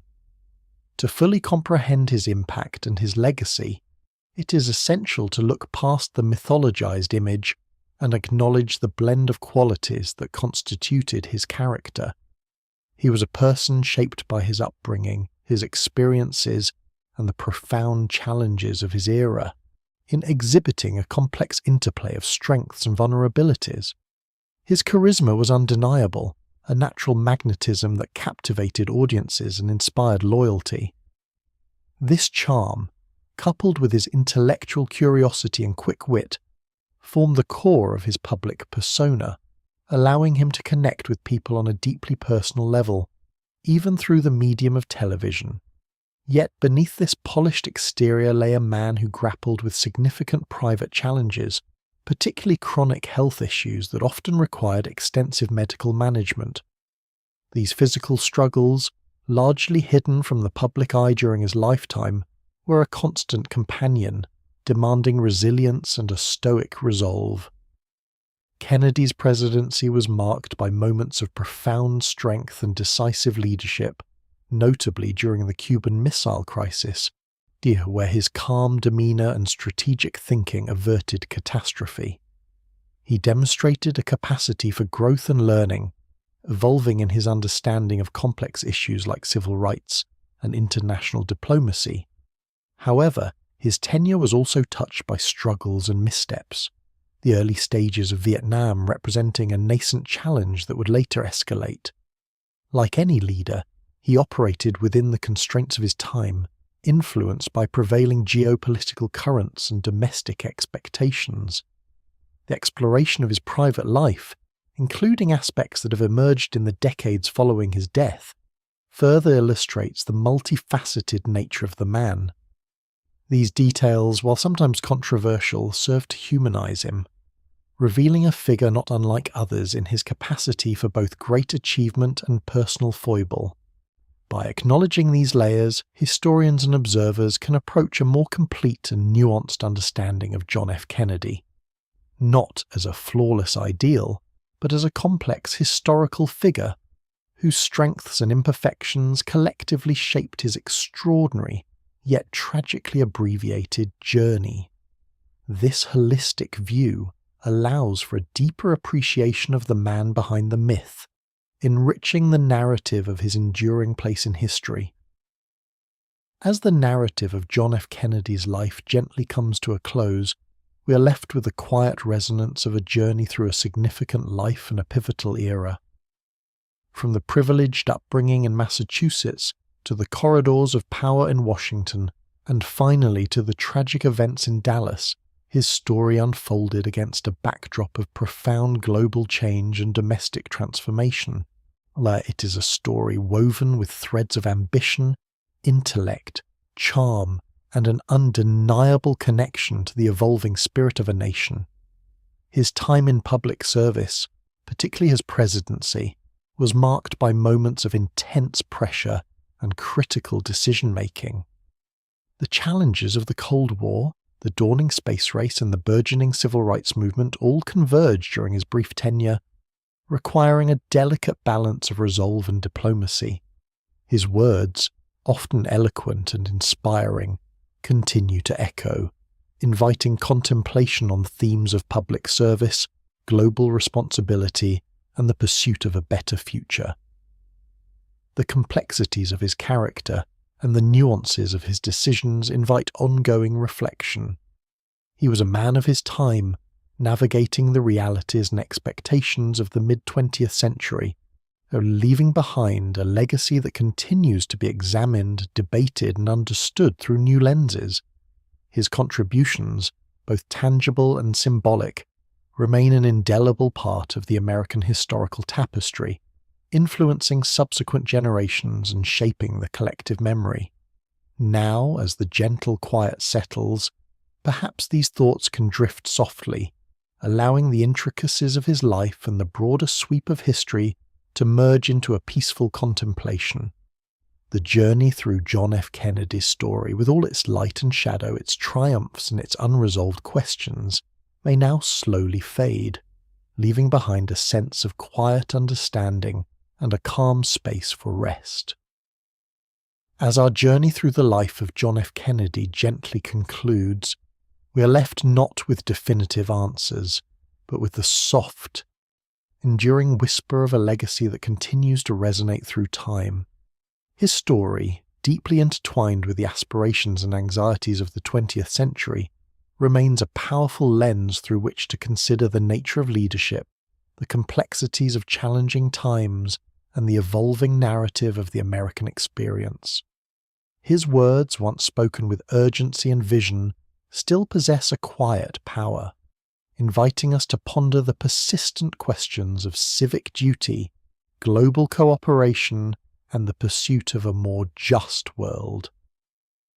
The image of a youthful president facing down nuclear peril, championing civil rights, and envisioning humanity's reach to the stars endures not as a static portrait, but as a dynamic invitation to engage with history's ongoing dialogue. The legacy of John F. Kennedy is not a fixed monument, but rather a living current, flowing through the consciousness of generations. It shapes our understanding of ambition, compromise, and the profound impact a single life can have on the course of nations. It encourages us to look beyond simplistic narratives, to embrace the full spectrum of human endeavour, and to acknowledge the intricate interplay of personal character and historical forces. As the final echoes of this narrative softly fade, let us allow the complexities and contributions of John F. Kennedy to settle within our thoughts. His life, with its moments of brilliance, its challenges, and its ultimate brevity, serves as a quiet reminder of the continuous unfolding of history and the perpetual human quest for meaning and purpose. May these reflections now gently accompany you into a state of peaceful repose as the enduring whisper of his legacy settles into the quiet of the night.